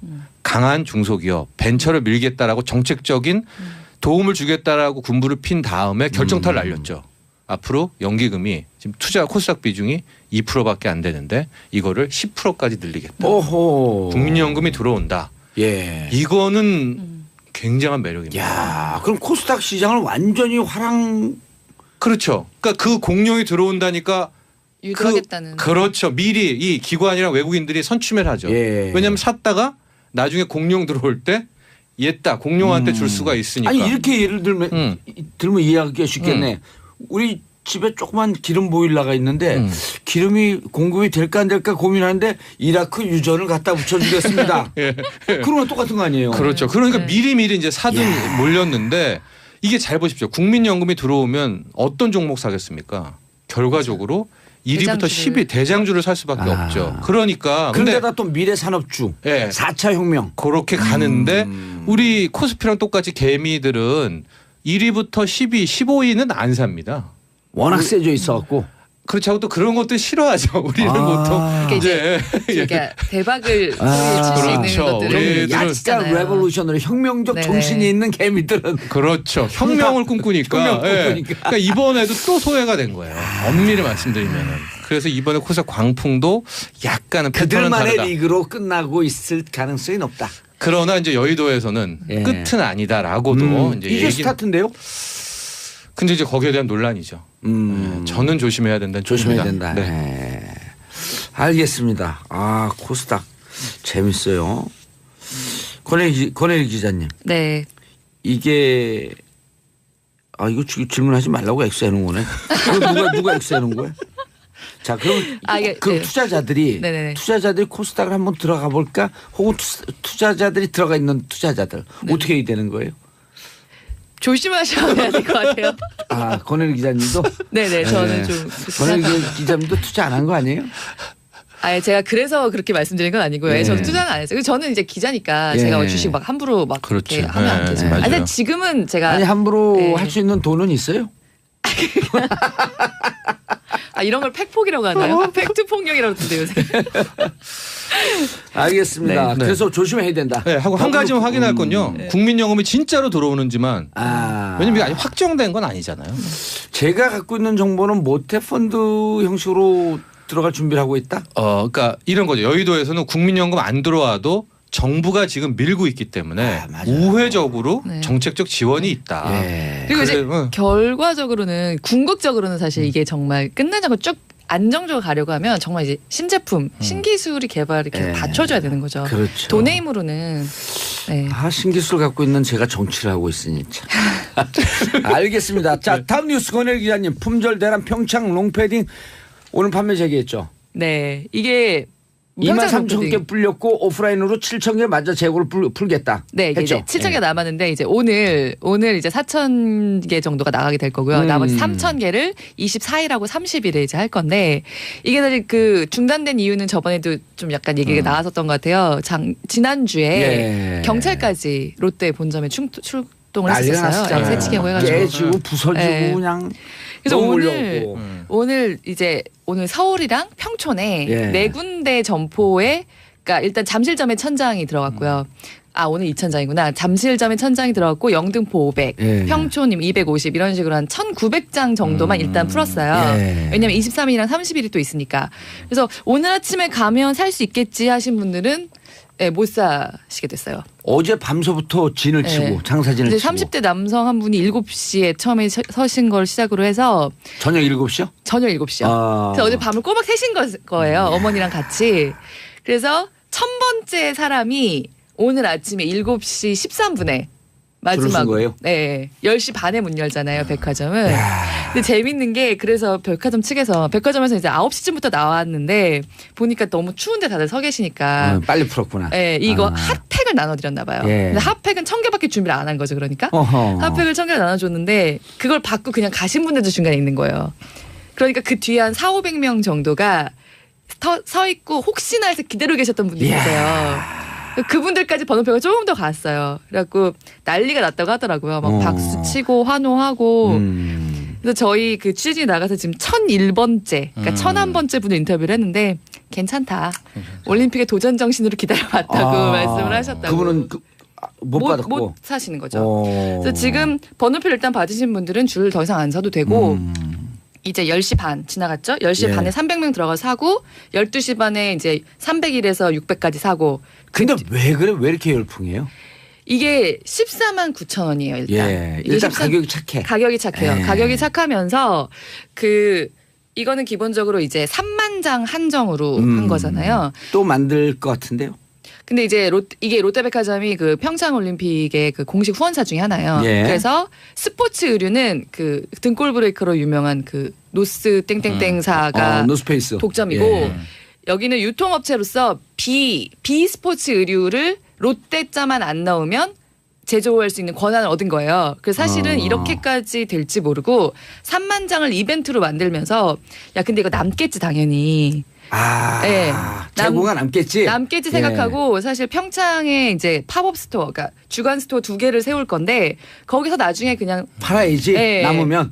그런데 대박이 났어요. 그래서 지금 다들 링거 맞고 있더라고요. 지금부터는 어떻게 돼요? 그렇게 된다면 이게 더 찍을 수가 없잖아요. 근데 아니 이게 지금 말을 땡땡땡 해갖고 잘 이해를 못했어요. 자 롯데에서 팔아요. 네, 롯데 제품은 아니죠. 그러니까 롯데 제품 아니라 롯데가 하청을 준 거죠. 어디에다가요? OEM 방식으로 신성통상이라는 제조업체에 줬어요. 거기가 또 코스닥에서 날라다니는 그렇죠. 날랐죠. 왜냐하면 이게 지금 품귀 때문에 한 이틀 날랐죠. 뭐 장중에 상한가도 치고. 자, 그래서 롯데가 신성통상에 하청을 줬고 그럼 실제 제품은 롯데 타이틀도 못 붙이고 신성도 못 붙이고 평창만 붙이는 거예요. 그렇죠. 패션 이렇게 근데 그건 이제 롯데가 후원사기 때문에 가능한 거기 때문에 그리고 이게 지금 말씀하신 대로 더 찍기가 힘든 게 이게 거위털이 들어가잖아요. 그러니까 사실 그런 거는 미리미리 물량 확보를 해야 돼요. 그래서 사실 이게 그리고 이 14만 9천이라는 가격이 가능했던 게 몇 달 전부터 이걸 하겠다고 미리 공동구매해서 털을 해놓고 그러니까 왜 옛날에 허니버터칩이나 코코면 같은 것도 갑자기 인기가 있다고 갑자기 늘릴 수가 없었잖아요. 자, 가격이 착하다. 그다음 거의다. 두 번째 조건이 거의털이다. 그리고 사실 그러면서도 일반적으로 저렴의 그런 패딩이 나오는 스파 브랜드에도 사실 이런 가격대의 패딩이 있는데 많아요. 요거는 이 올림픽이다. 요게 주한 거죠. 여기다 뭐라 썼다? 패션? 네, 패션 커넥티드. 네. 패션 커넥티드. 그래서 롯데가 네. 생각한 게 그 올림픽 엠블렘을 밖에 달면은 이건 나중에 못 입을 것 같다 싶어갖고 딱 좀 심플하게 뒤에 패션 커넥티드만 뒤에 하고 안에 엠블렘이 있어요. 그게 주요를 좀 한 거예요. 안에다가 네네. 패션 커넥티드 하게 되면 브랜드나 이런 것도 없이 조금 고급져 그렇죠. 보이고. 고급져 보이고. 사실 뭐 롯데다 이렇게 우리가 아는 이름이 있는 것보다 오히려 그게 좀 맞아요. 끝나잖아요. 네. 게다가 이게 지금 사실 그 가격대 다른 스파 브랜드들 패딩과 달리 3만장 한정, 뭐 평창 이렇게 리미티드. 결합을 하니 그렇죠. 리미티드. 리미티드 에디션에 대한 네. 또 이제 관심들이 있다 보니까 안 입고 요거 그 킵해놓을 사람들도 있겠어요. 근데 가성비가 좋은 건 맞는 것 예. 같아요. 왜냐하면 이제 굉장히- 롱패딩인데 네. 롱패딩을 좀 이제 지난 주말에 가봤더니 이거는 그냥 패딩과는 약간 가격대가 달라요. 그렇죠. 많이 여기 다르죠. 이게부터 예. 밑까지가 더 있잖아. 예. 거위가. 그런데 이제 예. 그래도 요 14만 9천 원대 나온 게 꽤 있어요. 있는데 조금 8대 2로 조금 괜찮다 싶으면 성설 20만 빅털 후반 8대 2에 20만 원 20만 원 아니요 넘어요. 30만 원 넘어요. 30만 기본 원. 30만 롱패딩에서는 원. 예. 이자는 못 봐요. 이게 네. 지금 롱패딩이 두 분이 벤치다운이라고 한꺼번에 덤비는 건 뭐 하는 거예요? 그러니까 또 요즘에 지금 내가 뭘 또 들었냐면은 연예인 패딩이라고 하죠. 네. 르땡땡에 네. 그게 지금 없어서 못 산다는 거예요. 그러니까 이 네. 롱패딩이 작년부터 네. 인기가 좀 있었는데 올해 너무너무 유행이에요. 제가요 오늘 네. 아침에 출근하는데 다 입고 있죠. 우리 그 집에 그 초등학교 중학교가 있거든요. 네. 집 옆에. 네. 야 이게 옛날에 노스페이스 이게 맞아요. 그게 네. 교복이라 그랬잖아요. 유니폼 학교. 네. 다 입고 다녔는데 진짜 등골 그 브레이커 얘기 나오겠더라고. 등골 브레이커가 그 노스페이스에서 이걸로 바뀌었어요 올해. 아, 부모님도 저도 진짜 이거 전형적인 이 마케팅 상술이라고 보는 그래서 게요. 또 재밌는 네. 게 네. 노스페이스가 지금 두 번 노스페이스는 그것도 꺾였잖아요 등골 예. 브레이크에서도. 근데 사실 노스페이스가 이번 평창 올림픽에 그 공식 후원사 중에 하나예요. 스포츠 의류는 독점권을 갖고 있어요. 어허. 그래서 그걸로 39만 원짜리 패딩을 지금 내놓은 게 있어요. 그게 안 예. 팔리고 있다. 그렇죠. 그게 안 팔리는 거죠. 야. 게다가 이거는 그러니까 그거는 스포츠 의류로 39만 원짜리가 나온 게 있고 이거는 일반 의류에 들어가기 때문에 여자들도 입고 하는. 예. 그런데 이제 노스페이스는 참 여러 가지로 이번에 좀 씁쓸하게 됐죠. 예. 그런데 근데 이렇게 기존에 패딩 있으시잖아요. 예. 입고 나가 보면 요즘에 이 어떤 핫한 거리에 이거 사야 되겠다는 생각이 좀 들어요. 왜냐면은 이 짧은 패딩을 입고 있는 나의 모습이 마치 뭔가 잘못한 것 같은 느낌? 저는 저 오늘 짧은 거 입고 나가 다 그러니까요. 저는 이 옷 열풍 못 불기 샀니? 전에 긴 거 샀어? 긴 걸 산 게 저는 이제 이 코트 올해 대세가 코트도 롱 코트예요. 롱이다. 예. 그래서 모든 그 패션 잡지를 보면 다 롱이에요. 근데 네. 패딩도 롱으로 갖고 저는 이 열풍 오기 전에 샀어요. 미리 3개를. 패딩도요? 세 개를? 예, 패딩. 정말요? 왜 우리 집사람하고 아들 거 하나 하고 네. 딸은 이제 저기 외국에 나가 있으니까. 예. 근데 하니까 막 아니 우리는 이제 패션 잡지를 미리 보니까. 예. 그러셨군요. 아니, 실제 지금 다른 데들도 예. 그러니까 그냥 이런 이만큼의 인기는 아니지만 예. 지금 뭐 막 벌써 11월인데 5차까지 찍고 이런 의류 업체들이 많아요. 맞아요. 롱패딩 예. 워낙 근데 인기가 많아서. 전교생이 그걸 입고 가는데 제가 무슨 씁쓸한 생각이 드냐면 애들 다 입고 가는데 거기서 고급 아닌 걸 그렇죠. 탁 나는데 롱에도? 그러면 보면 근데 어떤 애는 롱패딩이 자체가 없으니까 비싼데. 예. 롱패딩이 없으니까 롱패딩 비슷한 롱코트를 어서 하나 한 중학교 2학년쯤 되는 남자가 그걸 입고 가더라고. 야, 저 학교하고 또 애들끼리 차별하고 그러면 어떡할까 하는 그런 거 있을 것 같아요. 가슴이 아프더라고. 저희끼리라도 우리끼리라도 예. 짧은 패딩을 입죠. 네. 근데 롱패딩밖에 없는데. 그거 입지 마세요. 그거 입지 패딩 마시고. 조금 싼 거라고 무시하거나 차별하게 되면요. 안 됩니다. 안 샵 103으로 문자 보내주시기 바라겠습니다. 샵 103을 짧은 문자 50원 긴 문자 100원. 제가 야단 쳐줄게요. 우리가 예. 숏 패딩을 한번 저 오늘 숏 입고 시키죠. 나오니까 사람들이 너 오래 산 거 아니구나 이거 다. 예. 아니 이렇게 하면 돼요. 올해는 롱패드 입고 쇼트랙을 보면 돼요. 자 다음 1111님 이분은 1111 번호가 이렇게 되는 거 보니까요. 핸드폰 사업을 하시는 분 아니면 지방에 있는 분인데 중소기업 브랜드 거위털도 생각보다 10만 원 중후반대 제품 많이 있어요. 너무 네, 맞아요. 평창만 싸게 네. 파는 것처럼 얘기하시는데 봉도사님 말 맞아요. 네. 감사합니다. 1111. 그죠, 네. 1111이 뭔지 아세요? 11월 11일 무슨 데이예요? 광군제잖아요. 빼빼로데이. 아니요. 가래떡데이 올해부터 바뀌었어요. 가래떡데이. 올해로 업데이트가 잘 안 되네요. 이런 걸로 공격하시는군요. 자, 다음 뉴스. 정철진 평론가님. 트럼프 세제 개편안? 네. 이제 미국의 지금 화두가 세제 개편안이라는 우리 거예요. 롱 패딩 하고 있을 때 여기 세제 개편안? 네, 세제 개편안인데 미국 얘기만이 아니기 때문에 예. 약간 좀 동떨어진 것 같지만 좀 이슈를 들고 왔는데요. 이겁니다. 미국에 지금 추진하고 있는 세제 개편안이 레이건 정부 이후로 거의 30년 만에 추진하는 건데 예. 핵심은 감세예요. 그것도 부자 감세. 그러니까 법인세를 35%를 20% 깎아주겠다. 맞아요. 15%를 낮추겠다. 그런데 15%였다가 안 됐기 때문에 이제 그거를 이제 20%로 합의는 받고 개인 과표를 7단계를 4단계로 줄인다. 그럼 부자들이 덜 내겠죠. 예. 그다음 마지막 결정타가 상속세를 2024까지 단기적으로 줄인 다음에 안 내게 폐지. 하겠다.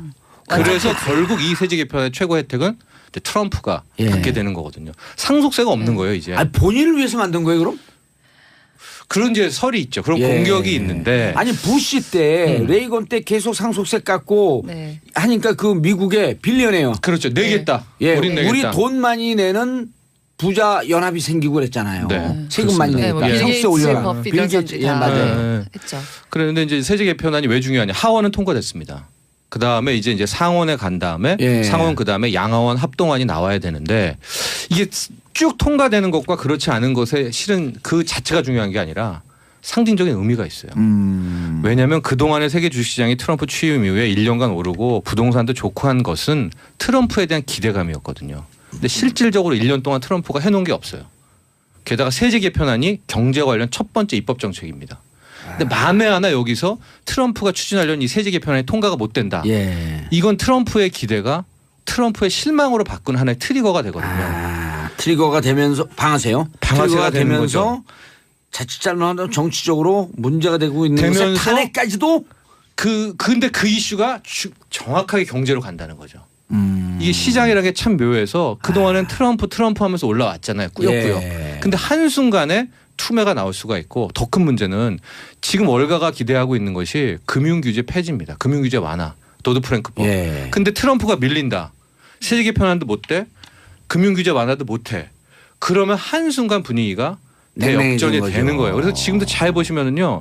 세제 개편안 통과된다라고 하면 주식시장 오르고 안 된다 어렵다라고 하면 급락하고 이런 양상이 되고 있는데 예. 만에 하나 트럼프에 대한 세제 개편안이 크게 밀린다거나 방금 얘기하신 것처럼 로버트 뮬러 특검이 트럼프를 압박하는 모습이 나오게 되면 저는 이런 정치적인 불꽃이 한순간에 경제로 간다. 경제로 물러가면서 얼어붙죠. 저는 오히려 급락 가능성도 분명히 있는 이슈가 이 트럼프에 대한 이슈다라는 거. 그래서 예. 어차피 말씀드리면 트럼프로 올랐던 세계 자산시장 트럼프 실망감으로 무너질 수 있다. 그것 때문에 제가 이 세제 개편이라는 화두를 들고 이거에 왔습니다. 대한 예측을 어떻게 해볼 수 있냐면요. 우리 헌재 그 탄핵 과정 네. 이 자료를 세계 60몇 개국이 가져갔다는 거거든요. 네. 요청했다는 거예요. 네. 미국이 요청을 했는지 안 했는지 들여다보면 트럼프 탄핵으로 가는 것을 예측하지 않을까. 근데 지금 뮬러 특검이 하는 모양새는 예. 지금 이미 지지부진하게 하고 있지 않나요? 아니에요. 최근에 나온 게 속도를 붙였어요? 속도를 붙인 게 뭐냐면 오호. 자료를 어마어마하게 요구를 합니다. 야. 근데 이것은 결과적으로 초창기 뜨뜻미지근하게 근데 했었는데. 항상 그래요. 대통령 특검은. 그러다가 쫙 땡기죠. 왜냐하면 그물을 넓게 펴야 다 잡히니까. 예. 그러다가 지금 얘기는 결국 대통령 인터뷰까지는 간다. 인터뷰까지는 간다. 근데 역대 대통령 특검이 인터뷰에서 기소가 안 간 대통령은 또 없거든요. 알겠습니다. 두 분 인사하세요. 근데. 네. 끝났어요. 쇼패딩으로 우리가 예, 쇼패딩으로. 예. 네. 자, 저는 내일 오전 10시 5분에 다시 오겠습니다. 자, 감사합니다. 평화를 사랑하는 대한민국 국민 여러분, 한반도에 전쟁의 분위기를 조성했던 트럼프에게 한마디 하겠습니다. 굿바이 트럼프. 수고하셨습니다. 자, 색출. 범법이죠. 이거는 네. 국가기관에서 선거에 개입을 했다고 하면은 이건 민주주의의 근간을 드는 중죄이기 때문에 네. 네, 그리고 이런 철저하게 수사를 해야 됩니다. 잘못된 것을 덮으려고 기사 쓴 기자들. 네. 예? 정상훈 기자는 안 썼어요? 뭐 바른대로 저는 얘기 안 하세요? 네, 뭐 미디어오늘을 보신 분들은 많이 아시겠지만 네. 네. 그러니까 안 썼다. 저희는 계속 의혹을 제기를 했었죠. 예 아니요로 답변해서 이런 옹호하는 기사 썼어요 안 썼어요? 저는 옹호하는 기사는 쓰진 않았었습니다. 네, 그럼 계속하세요. 네, 계속할까요? 네, 다음 소식 바로 넘어갈게요. 그 이병기 전 국정원장이 청와대 비서실장으로 영전을 하면서 국정원에서 1억 원을 챙겨 나갔다고 합니다. 한 7개월 만에 갔죠? 네, 국정원장에 그렇죠. 있다가 6, 7개월 만에 갔는데 굉장히 짧은 시간인데다가 비서실장으로 거론도 안 되던 사람이라 의외였다. 뭐 그런 평가가 당시에 되게 많았었는데. 자기가 자기한테 쏜 거예요 1억을? 국정원장에 그런, 있다가 시차로 싹 쏘고 가서 탁 받아갖고 1억을? 뭐 그런 셈이죠. 아예 뭐 들고 나간 거예요. 진짜. 이게 뭐냐면 지난 2015년이었는데요. 그 김기춘 돈을 이렇게 들고 나갔대요? 네. 전 비서실장이 후임으로 부임을 하면서 당시 국정원장이었잖아요. 그래서 나갈 때 국정원 직원들한테 돈을 준비하라고 지시를 했다라고 합니다. 왜냐면 비서실장으로 줘야 되니까. 그렇죠. 보통 이제 청와대에 계속 상납을 하지 않았습니까? 그래서 이제 나에게 상납을 해라. 셀프 상납. 그렇죠. 이병기 바로 셀프 상납 돈을 탁 던져 저쪽 가서 탁 받은 거야. 네. 또 이번에 또 보도가 나온 게 전후임 국정원장들끼리 이 얘기를 했다는 거 아니에요. 그러니까 뭐 청와대에 이게 뭐 상납을 했다. 뭐 너도 이제 앞으로 뭐 해야 될 거다. 뭐 그런 식으로 이제 인수인계를 그렇게 했다는데 이 이병기 전 국정원장은 본인이 스스로 챙겨 나갔다는 거죠. 그러니까 자기가 자기한테 인수인계를 한 거야.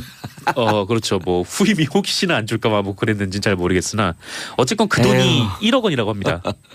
네. 국정원에서 이 돈 관리를 하는 이현수 당시 기조실장이 이 사실을 진술을 했고 그 이병기 전 원장도 검찰에서 사실을 인정한 것으로 보이는데 그 다만 이병기 전 원장은 이 돈을 국정원 직원들 경력금으로 썼다 이렇게 진술했대요. 하지만 국정원 관계자들은 이 돈을 본 적도 없고 받은 적도 없다고 합니다. 네. 그래서 국가의 재정이 특히 안보를 위해서 써야 될 돈을 이렇게 뭐 자기 쌈짓돈 가져가듯이 이렇게 챙겨 나간 정황이라고 볼 수가 있겠죠. 이 1억 원이요. 네. 그 연봉 한 4천만 원 받는 직장인들 그러니까 대졸하고 한 4, 5년 차쯤 직장인이겠죠. 네. 이분들이 집 하나 살려고 한 달에 100만 원씩 적금합니다. 네. 100만 원 적금하기 힘들거든요. 힘들죠. 진짜 힘들어요. 네. 근데 100만 원씩 적금했고 1억 만드는데 8년 4개월. 그렇죠. 이 양반들아 정신 차려. 그 돈을 7개월만 국정원장을 하고 그대로 빼간 거죠. 청년 20대 30대 청년들이 이거 100만 원씩 내갖고 8년 4개월 만에 1억 만드는 거예요. 또 문제는 그렇게 모아도 집을 못 사요. 모으지를 못해요. 모으지를. 네, 애초에 모으지도 못하고. 그렇게 모았다고 해도 4개월 모은 다음에 굉장히 힘들죠. 털어갖고 또 여행 가고. 네, 그렇죠. 어쨌건 뭐 다들 그렇게 힘들게 사는데 국민들이 그런 국민들이 낸 세금을 이렇게 쌈짓돈 가져가듯이. 그러니까요. 이런 사람들 이거 처벌해야 된다는 것을 정치 보복이라고 하는 사람들 누구예요? 명단 좀 얘기해 보세요. 네, 납득이 안 가죠. 뭐 명단. 자유한국당 홍준표 대표를 위시해서.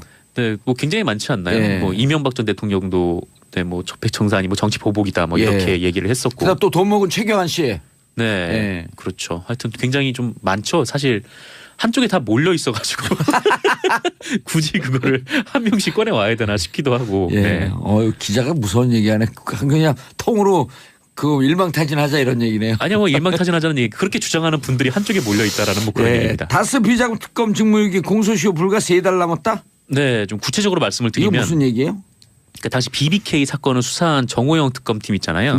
이 정호영 특검팀이 꼬리곰탕 특검. 네, 그냥 이명박 대통령 당선인 불러가지고 꼬리곰탕만 먹고 헤어졌다 이제 뭐 그건데. 그것만 보도됐죠. 네. 실제로는요 이명박 대통령 셀카 찍고 그러고 갔어요. 아 그래요. 이제 뭐 대통령이 됐으니까. 그 가보를 남겨야겠다고 그런 건가요? 찍고 박수 치면서 셀카 찍고 그랬어요. 네. 제가 다 알고 있어요. 제가 그 옆에 있었거든. 뭐 일종의 뭐 데스노트 같은 거예요. 이렇게. 근데 어쨌거나 이 BBK 사건을 수사한 정호영 특검팀이 다스 비자금 120억을 발견을 했는데 덮었죠.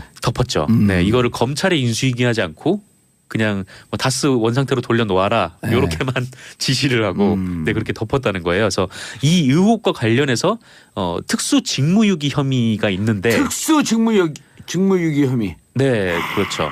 특정 범죄 가중처벌법의 특수직무유기에 해당한다. 뭐 그런 주장이 있어요. 네. 형은요? 센 법이죠. 형은? 뭐 형은 정확히 제가 잘 모르겠습니다. 그런 걸 좀 영혼 있게 좀 조사를 해갖고 오세요. 왜냐면 형이 좋거든 동생보다. 네, 죄송해요 형. 네, 그 공소시효가 10년이래요. 공소 얼마 안 남았네 이제. 그렇죠. 이제 2008년 2월이니까. 2008년 2월 21일에 그 특검에서 결과 발표를 했거든요. 그때를 계산하면 2018년 2월 21일이 됩니다. 2월 20일. 최순실 이거 보면 모르겠네. 아이고 참 큰일 났네 이거. 아이고 어떡하나. 네, 그렇죠. 근데 하지만 이번에는 하여튼 국민들 입장에서 큰일이 난 거죠. 예. 뭐 이에 따라서 검찰 안팎에서 이 정호영 특검팀에 대한 신속한 수사를 촉구하는 목소리가 터져 나오고 있다고 하는데요. 예. 그 한겨레에 따르면 그 한 검사는 이 120억 다스 비자금과 관련해서는 검찰이 수사 개시를 하고도 남을 만큼 여러 의혹과 단서들이 있다 이렇게 주장을 하면서 예. 이거는 뭐 특가법상 그 특수직무유기에 해당한다 이렇게 얘기를 하기도 했습니다. 근데 왜 검찰에서 중앙지검에서 수사를 안 한다 그러죠? 안 해요. 심지어 지금 검찰은 BBK 특검의 그 수사 기록도 들춰보지 않았다라고 하는데요. 왜냐하면 그 다른 검찰을 쳐야 되기 때문에.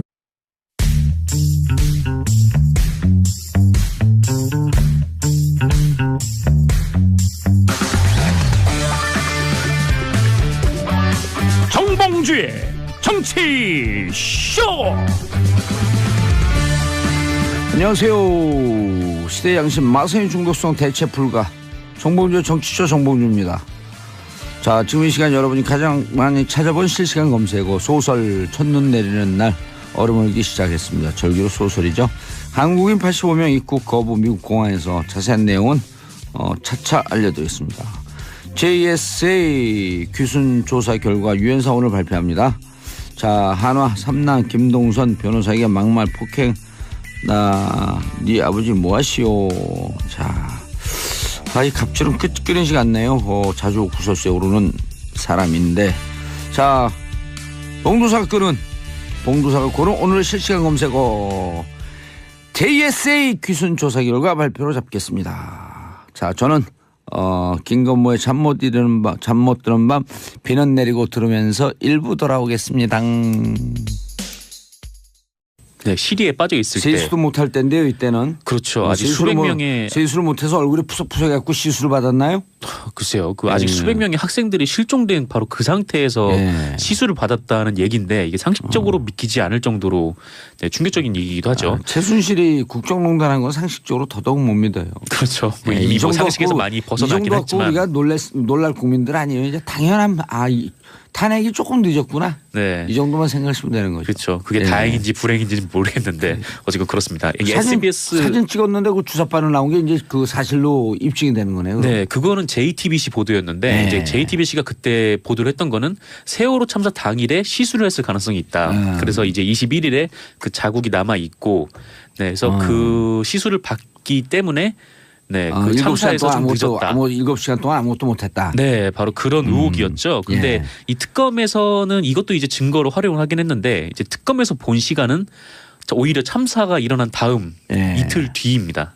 근데 이 증거가 있는데 이 정황이라는 것이 이 김영재 원장과 그 부인 박채윤 씨의 행적을 특검에서 조사를 한 결과 뭐 이런 결론을 내렸다고 해요. 그러니까 김영재 원장은 2016년 4월 18일에 그 청와대 인근 커피 전문점에서 커피값을 자신의 카드로 계산한 정황이 있고요. 그 커피값 결제를 했다고 하고요. 그리고 청와대 관계자를 만나서 함께 청와대로 이동했다. 이게 이제 특검에서 밝혀낸 것입니다. 그리고 이틀 뒤인 20일에는 그 박채윤 씨의 휴대전화 위치 기록에 청와대가 있었다고 해요. 그래서 특검에서는 18일에는 시술을 하고 그다음에 20일에는 그 부인인 박채윤 씨와 함께 김영재 원장이 들어가서 일종의 그 시술이 잘 됐나, 뭐 그거를 이제 검사하러 들어간 거 아니었나라는 거죠.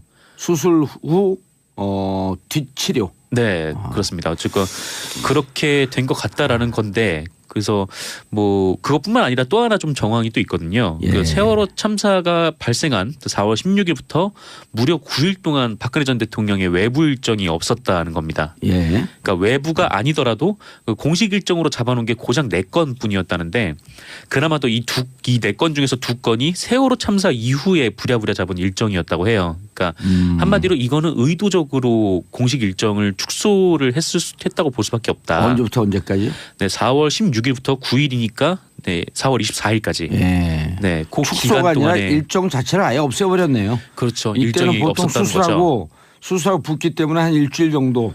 네, 그래서 시술한 자국을 보이지 않기 위해서 그렇게 하지 않았나 뭐 그런 얘기입니다. 어쨌건 세월호 참사가 일어난 지 지금 이틀 뒤에 이런 시술을 했다는 거는 좀 개인적으로 굉장히 충격적인 일이기도 하고요. 근데 이런 분을 대통령으로 뽑자고 주장했던 그분들은 다 어디 갔어요 지금?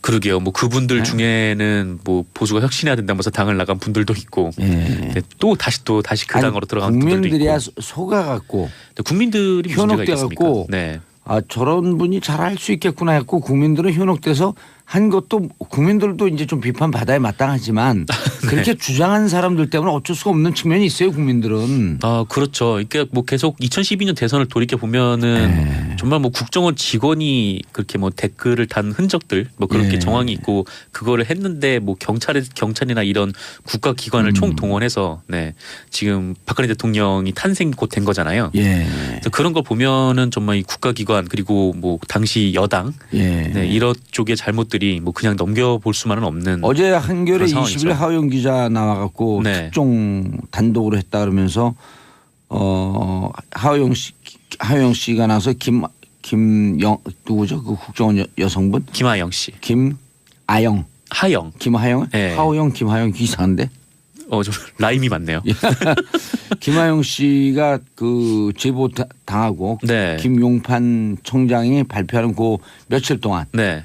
전화 추적으로 3,000 몇 건의 전화 추적을 했더니 네. 집중적으로 이런 정보기관과 전화가 이루어졌다.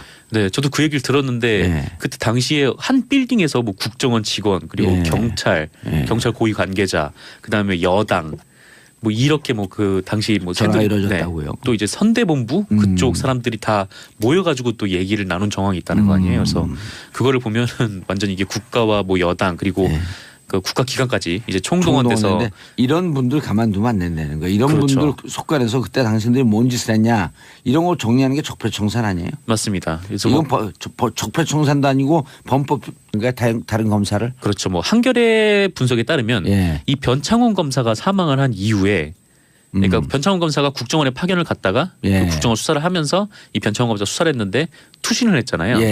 그래서 그 사망한 이후에 검찰 내부의 기류가 좋지 않아서 네 이번에도 그 뭐랄까 하여튼 당시 특검을 조사를 하게 되면 특검에도 당시 파견을 간 검사들이 있으니까 그 검사들을 조사를 해야 된다는 거예요.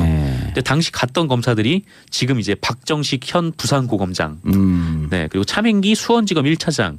그 조재빈 대검 연구관 이렇게 나름 검찰의 고위급 인사들로 포진이 돼 있답니다. 그래서 검찰이 자기 스스로 검찰 조사 안 하니까 공수처 필요하다는 거예요. 네, 근데 그 공수처 논의도 지금 자유한국당에서 반대를 하고 있죠. 왜냐하면 자유한국당은 공수처 하게 되면 자기들이 대상되니까 반대하는 거예요.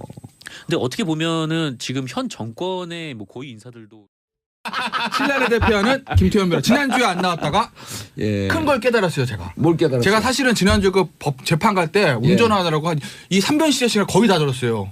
아니 기사 없어요 따로? 네, 저 그냥 제가 운전하는데요. 아 근데 왜 그 새누리당을 지지했어요? 그럼 돈이라도 좀 나와야지. 아 왜 그러세요? 뭐 항상 글로 모이고 들어가요.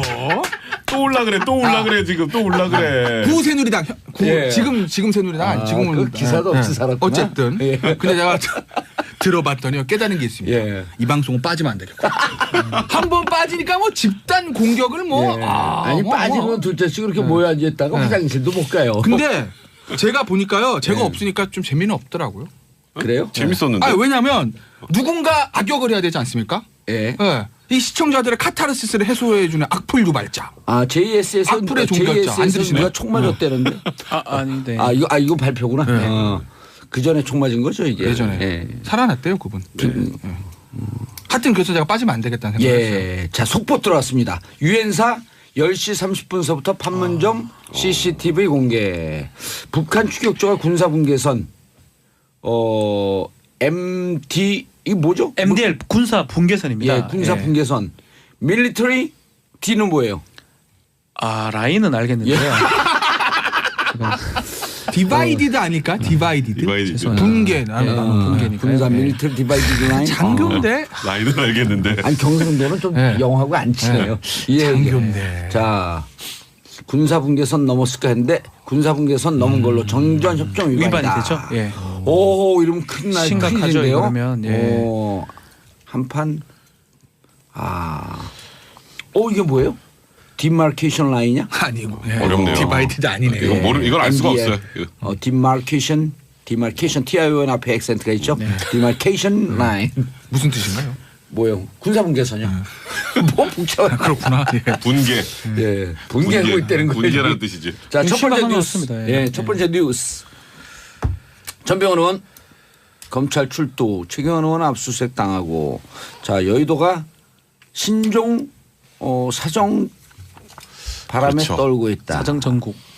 참 일단 최경환 의원 같은 경우 또 이제 국정원 특수활동비가 예. 이제 좀 약간 발목을 잡고 있는 형국인데 최경환 의원은 펄쩍 뛰고 있잖아요.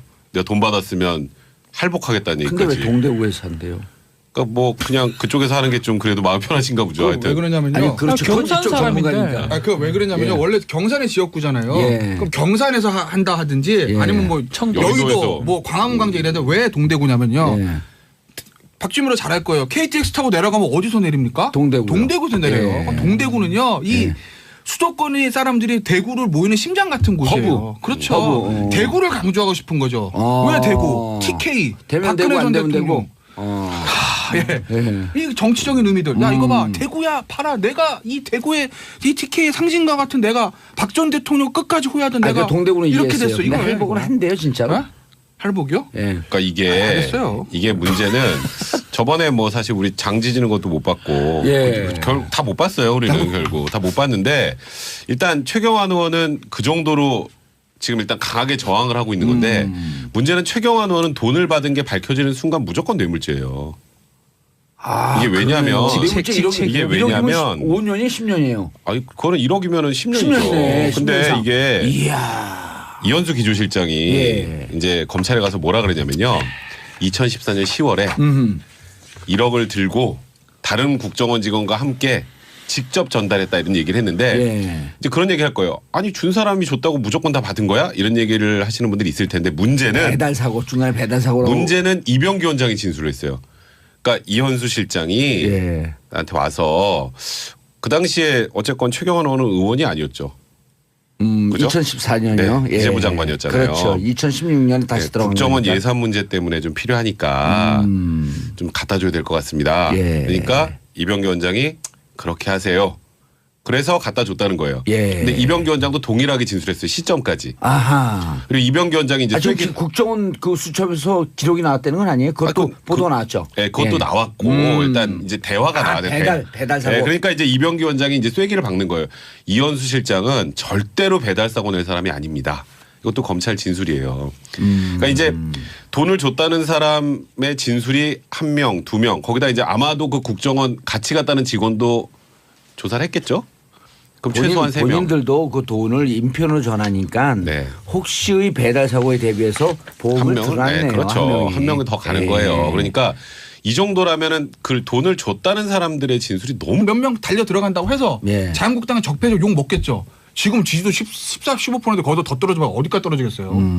차라리 이 기회에 잘라는 거 잘라낸다라고 보면 우리가 못 잘랐던 거 대신 그러면 이게 잘라낸다. 홍준표 대표나 김무성 전 대표 비박들 입장에서 보면 굳이 이걸 그렇게 방어할 필요도 없다. 그러니까 제가 갈 사람은 가야 또 한다. 하나의 가능성, 또 하나의 가능성은 미방위원 중에서 야당 강경파로 잘 알려진 최민희 의원이 하나도 안 받았다는데 뭐. 아니 나만 빼놓고 다 받았을 것으로 추정된다. 저도 그 말씀하시는 걸 예. 방송에 듣긴 들었는데 예. 뭐 최민희 형 그 정도 굉장히 자신 있게 얘기하면. 다 조사해. 최민희는 이런 얘기 하더라고. 당시에 여당, 야당 다 조사해. 다 조사해. 예, 다 털어. 가. 예. 난 괜찮아라고 이건 하는데. 적폐청사냐. 뭐 근데 어쨌든 진정으로 화가 날 사람 누가 있어요?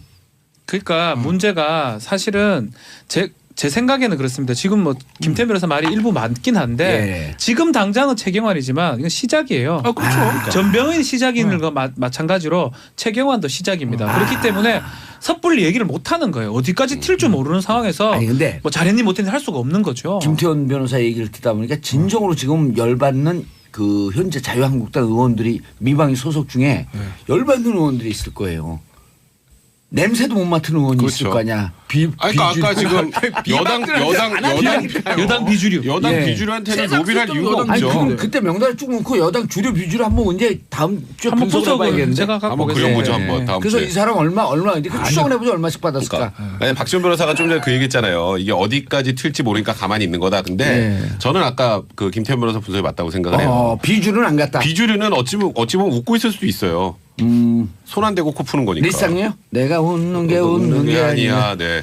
아니 그러니까 생각해 보면 이쪽으로 돈이 흘러나왔을 가능성은 별로 없고 저쪽은 우리가 정리하려고 해도 안 됐는데 그래서 굳이 그래 지난번 이한석 분석보다 한 발 더 나간 거예요. 한 발 더 나갔죠. 한 발짝 더 왔네요. 한 발짝 더 왔어. 그러니까 일주일 동안 연구한 거야 이게. 그렇기 때문에 지금 자유한국당에서는 친박과 비박이 목소리를 내지 않는 이유가 다른 거죠.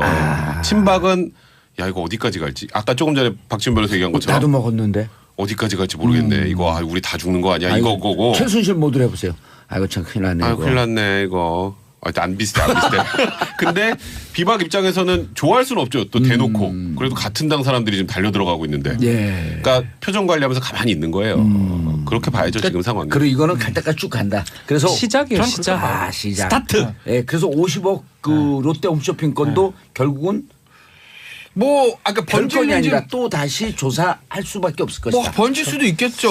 왜냐면 어차피 이게 기본적으로 재승인 로비에 관한 거라면 당연히 뭐 지난주에 아마 박준 변호사 그런 얘기하더라고요. 인력 보강한 얘기를 하던데 그것도 저는 옳은 지적이라고 봐요. 그러니까 야당의 간사한테 예를 들어서 쪽에 돈을 이제 로비를 했다고 하면 전병헌은 야당 간사도 아니지 않았나요? 전병헌이 간사였어요. 예, 당시에 가장 마지막까지 좀 반발했던 반발한 사람한테 예를 들어서 3억이 갔다. 그러면 안 반발하고 처음부터 했던 사람한테는 더 많이 갔다고 봐야 될 것 같거든요. 마지막에 방송법 개정안을 이른바 전병헌법을 냈던 사람이 전병헌이고 그거를 막기 위해서 마지막으로 어찌 보면 우리 소위 말하는 약을 쳤다고 할 수 있는데 마지막 금액이 그거라면 최초 했던 금액은 아주 크다고 봐야 되겠죠. 최민희 의원의 분석은 이거더라고요. 이미 여당 로비는 끝났고 그래서 이제 통과되는 걸로 알고 있는데 느닷없이 전병이 나오니까 대표 전과 기록 2개가 나왔는데 이거 왜 뺐냐 하면서 다 로비가 끝났다고 그렇죠. 하는데 전병헌 의원이 툭 튀어나오니까 여기도 로비를 해야 돼? 거기 안 막으면 가는 거니까. 그래서 추측할 수 있는 게 최초 10억인 얘기를 있었거든요. 스포츠 그 e스포츠 협조해줘라. 근데 3억으로 됐어요. 그 10억이라는 거 이건 제 추측이니까 뭐 기분 나쁘게 듣지 마시고 저쪽도 10억 이상이 갔지 않을까. 그렇게 추측할 수 있는 부분이에요. 아까 이제 제가 말씀드린 그 차도살인론 그거를 제가 뒷받침할 수 있는 그것도 론까지 해요. 뭐 시진핑이에요? 네, 그러게. 당정이에요. 아 그렇습니까? 얼마 전에 홍준표 대표가 부산 가서 한 얘기가 언론에 보도되는데 거기 뭐라고 했냐면 우리 당은 지금 뻘밭에 빠졌다. 그 다음 얘기 중요합니다. 원래 2명 정도 버리고 간다. 나고자는 버리고 간다. 원래 정상적으로 뻘밭에 빠지면 동전에다 스금짝 끌고 가야 되는 겁니다. 그렇잖아요? 아니 뻘밭에 빠지고 나고자는 버리고 간다는데 뚝 떨어졌고 내가 기네요. 그건 뭘까요? 그 얘기인 거죠. 버릴 자는 버린다. 그런데 이게 그 롯데 홈쇼핑이 커요. 그럼요. 그렇죠. 그런 업계에서 롯데 홈쇼핑 유명하잖아요. 그렇죠. 쫙쫙 그 약치기로. 그렇죠. 롯데 홈쇼핑에 대한 명예훼손인가? 아니요. 롯데 요즘 다 드러난 일이고. 그래요? 그 당시 롯데 홈쇼핑은 방송법에서 만약 퇴출돼 버리면 끝이지. 끝납니다. 그 엄청난 손해를 보기 때문에 얼마 몇 억 주는 건 아무것도 아닙니다, 사실은. 아니 근데 롯데가 방송 이 정도 명예훼손입니다. 정봉주 걸어야 되겠네. 아니요, 롯데가 걸 수 있을까요? 너무 무섭습니다. 네. 자, 한미진님 정말 이번에 롯데 환골 탈퇴해야 합니다. 부산에 사는 시민인데요. 롯데에 대한 기업 이미지 최악입니다. 롯데가 부산 시민들이 막 하면서 롯데 야구단 좋아하거든요. 거기다가 강민호까지 지금 삼성 가가지고. 그렇죠. 그거를 착각해요. 롯데 기업에 대한 환호가 아니라 자이언츠에 대한 환호죠. 자이언츠에 대한 환호. 그다음 부산 시민 자신들에 대한 환호예요. 그럼요. 착각하지 마세요. 자, 샵 1035 짧은 문자 50원 긴 문자 100원 문자 보내주시기 바라겠습니다. 두 번째 뉴스. 홍 대표 오락가 해명? 홍 대표님이 지금 약간 그 무슨 볼을 차셨어요. 변볼. 변볼을 차셨어. 변볼을. 이게 2015년에 이제 성완조 리스트 문제가 나왔을 때. 이상한데 우리 그 이승엽 선수는 변볼을 어떻게 표현하는지. 예. 야, 홍 대표 뭔 볼을 찼어요? 안녕하십니까, 이승엽입니다. 홍준표 대표가 큰 실수를 했습니다. 너무 구체적이에요. 이건 짜기도 힘들어요. 이 정도는. 이제 그러다 보니까 최경환 의원 거기다 이제 압수수색까지 다 했잖아요. 거기서 뭔가가 좀 더 나왔으면 최경환 의원은 사실 이제 검찰 소환 피하기 힘들 것 같고요. 그리고 이게 좀 더 구체적인 것들이 좀 검찰에서 확보가 돼 있다면 최경환 의원도 구속영장 청구 피하기 힘든 그런 분위기로 가고 있어요. 그러니까 물론 뭐 진실이 뭐 무조건 최경환 의원 받았다 이렇게 제가 단정하는 건 아니지만 지금 돌아가는 이 형국이 눈빛에는 확신이 넘쳐요. 아 그래요? 네. 아 제가 지금 잠이 아까 커피 마셔가지고 잠이 깨서 그래요. 예. 그래서 지금 돌아가는 분위기상으로는 최경환 의원이 받았다 쪽으로 갈 가능성이 굉장히 높아진 쉽지 상황입니다. 않다. 입건은 아마 됐고요. 예. 영장을 내려 그러면 그 내사했던 사람을 입건시킨 다음에 판사 영장을 낸 걸로 보이고 사실 말이 오늘따라 유난히 어려워졌어요 금방. 네네 압수수색을 하려 그러면 2주 만에 김태현 변호사를 견제합니다. 예, 제가 좀 밟으려고 딱 눈빛이 왜 여기만 쳐다봐요. 진지하게 좀 일단은 압수수색 영장이 났다라는 거는 그만큼 혐의 사실이 인정됐다라는 겁니다. 입건이 됐다라고 하는 건 무슨 뜻이에요? 입건됐다는 거는 결국은 수사가 이제 개시되고 있고 다음 단계는 구속입니다. 이제 아니 기소. 예, 구속 다음에 기소가 되는데 그 전 단계가 이제 소환이죠. 소환을 하기 직전에 압수수색을 하는 거고요. 예. 저는 다음 주 초에 아마 소환이 되지 않을까 이렇게 보이고 지금 상황이면 본인의 위치가 더 중요해요. 예. 기재부 장관이에요. 기재부 장관한테 특활비를 조금 늘려달라는 내용을 부탁을 하면서 특활비를 또 준 거예요. 지금 상황 구조를 보면 특수활동비를 조금 예산을 올려달라고 하면서 그 안에 특수활동비를 최경환 기재부 장관을 준 거거든요. 이런 거네요. 중국식 갖고 단무지 좀 더 주세요. 그럼 단무지를 준 거예요. 그렇죠. 지금 그런 상황이기 때문에 이거는 특가법상의 뇌물죄가 됩니다. 이거는 뭐 더 얘기할 필요도 없습니다. 그렇기 때문에 요거대로라면 해도 지금 소환이 돼야 될 상황인데 압수수색했기 때문에 플러스 알파를 해가지고 아마 소환을 하지 않을까. 다음 주 초에 소환이 될 것 같습니다. 돌발 질문. 네. 최경환 측에서 이 건 변론 좀 맡아주세요. 한번 맡겠어요. 안 합니다. 왜요? 뭐 예? 뭐 그것도 변호사는 사실은 그건 없습니다. 예. 변호사는 뭐 닥치는 대로. 닥치진 않지만, 닥치는 대로 하진 않지만. 닥치고 웰런. 뭐 근데 사실 맡고 싶진 않습니다. 예. 어려울 것 같아요. 김태현 변호사가 잘할 것 같습니다. 뭐요? 아니 그런데 제가 궁금한 게. 아시아투데이에 작년 7월에 뭐 롯데 관련해서 롯데 50억 받았다 최경환 실명 검열했잖아요. 그거는 지금 들어가면은 요거 1억만 조사나요? 아니면 그 건도 같이 조사나요? 그건 모르죠. 그러니까 원칙적으로는 안 하는 게 맞는 건데 별건서 원래 안 하는 게 맞는 거죠. 근데 이제 건이다 보면 이것도 있네라고 할 수도 있죠. 왜냐하면 그 건으로 전병헌 수석이 지금 조사를 받고 있거든요. 그러니까 롯데 관련돼 롯데가 이제 최경환 당시 이제 경제부총리 전 의원과 관계는 얘기들은 뭐 시중에 많았어요. 왜냐하면 최경환 의원이 당시 이제 초이노믹스라는 말 붙을 정도로 일종 실세 중에 실세 아니었습니까? 빚내서 그렇죠. 집사라. 당정청의 삼각축이라고 뭐 청은 만약에 김기춘 실장이라 또는 문고리 3면방을 했을 때 당과 정을 장악한 사람은 실질적으로 최경환 의원이었습니다. 뭐 서청원 의원 보고 뭐 친박의 좌장이라고 하지만 실제로 힘은 최경환 의원이죠. 그러니까 아무래도 그쪽에 모든 게 쏠릴 수밖에 없고 그러다 뭐 문제가 생길 확률이 높고 그래서 이제 최경환 의원의 얘기가 여러 차례 나왔고 이면 이제 걸려든 건데 뭐 잘못한 거 있으면 벌 봐야죠. 받아야죠. 갈 사람은 가야 돼요. 갈 사람은 가야만 하겠지만. 지난번에 이한석 기자는 아니 지난번에 이한석 기자는 취재를 해갖고 좀 드라이하게 들렸는데 안에서 같이 생활해서 그런지 아주 찰지네요 내용이. 찰지죠. 그러니까 제가 이제 지난번 찰지죠. 진짜 제가 노래도 하지 않고 같이 하면 가야 돼요. 그러니까 지난주에 롯데는 몰라요? 롯데 그건 제가 알 수가 없죠. 그러니까 지난주에 이제 이한석 기자가 그런 얘기를 했어요. 이한석 기자 견제하지 마세요. 그러니까 저랑 되게 친해요. 그래요? 한석아 듣고 있냐? 친합니다. 그런데 그러니까 이한석 기자가 지난주에 했던 분석이 맞아요. 근데 하나 더 나갔을 때 그러니까 이한석 기자 지난주 분석이 뭐였냐면 청취자 여러분들에서 알려드리면 전병헌 수석을 내줬기 때문에 그리고 롯데는 야당 간사기 때문에 당시에 여당 로비 안 했겠냐? 여당 쪽으로 번질 수밖에 없다라는 게 이한석 기자의 분석이었다. 그래서 이제 자유한국당에서 아무 말도 안 하고 논평도 안 내고 가만히 있다. 이게 이제 분석이었어요. 그거 맞습니다. 그거 전날 전화하고 제가 논평을 해줬다니까요. 일종의 그거죠. 사자성어로 말하면 육참골단. 예전에 이제 조국 수석이 예전에 그 혁신위 할 때 쓴 말이잖아요. 내 거 사이 뒀으니까 네 거 뼈내놔. 적의 장수를 잡기 위해서 하나씩 내준 거다. 그리고 당시 이제 미방위원장도 H 의원 홍문정.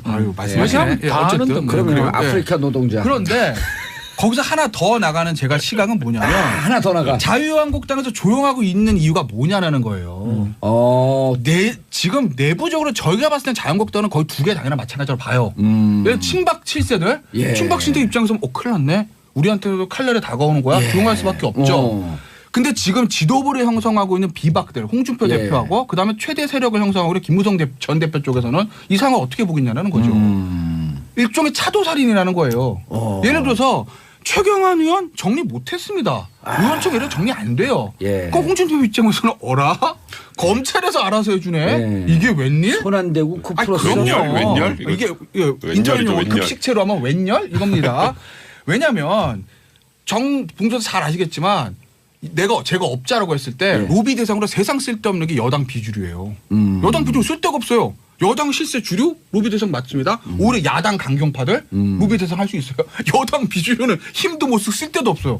거기다가 박근혜 전 정부 시절에서는 오히려 친박의 독시가 된 시절인데 비박의 룸이 없잖아요. 그러니까 홍준표 대표도 그렇고 김무성 전 대표도 그렇고 비박의 로비를 받았을 가능성 빵이라고 본다면 여기서 예를 들어서 친박 실세들 막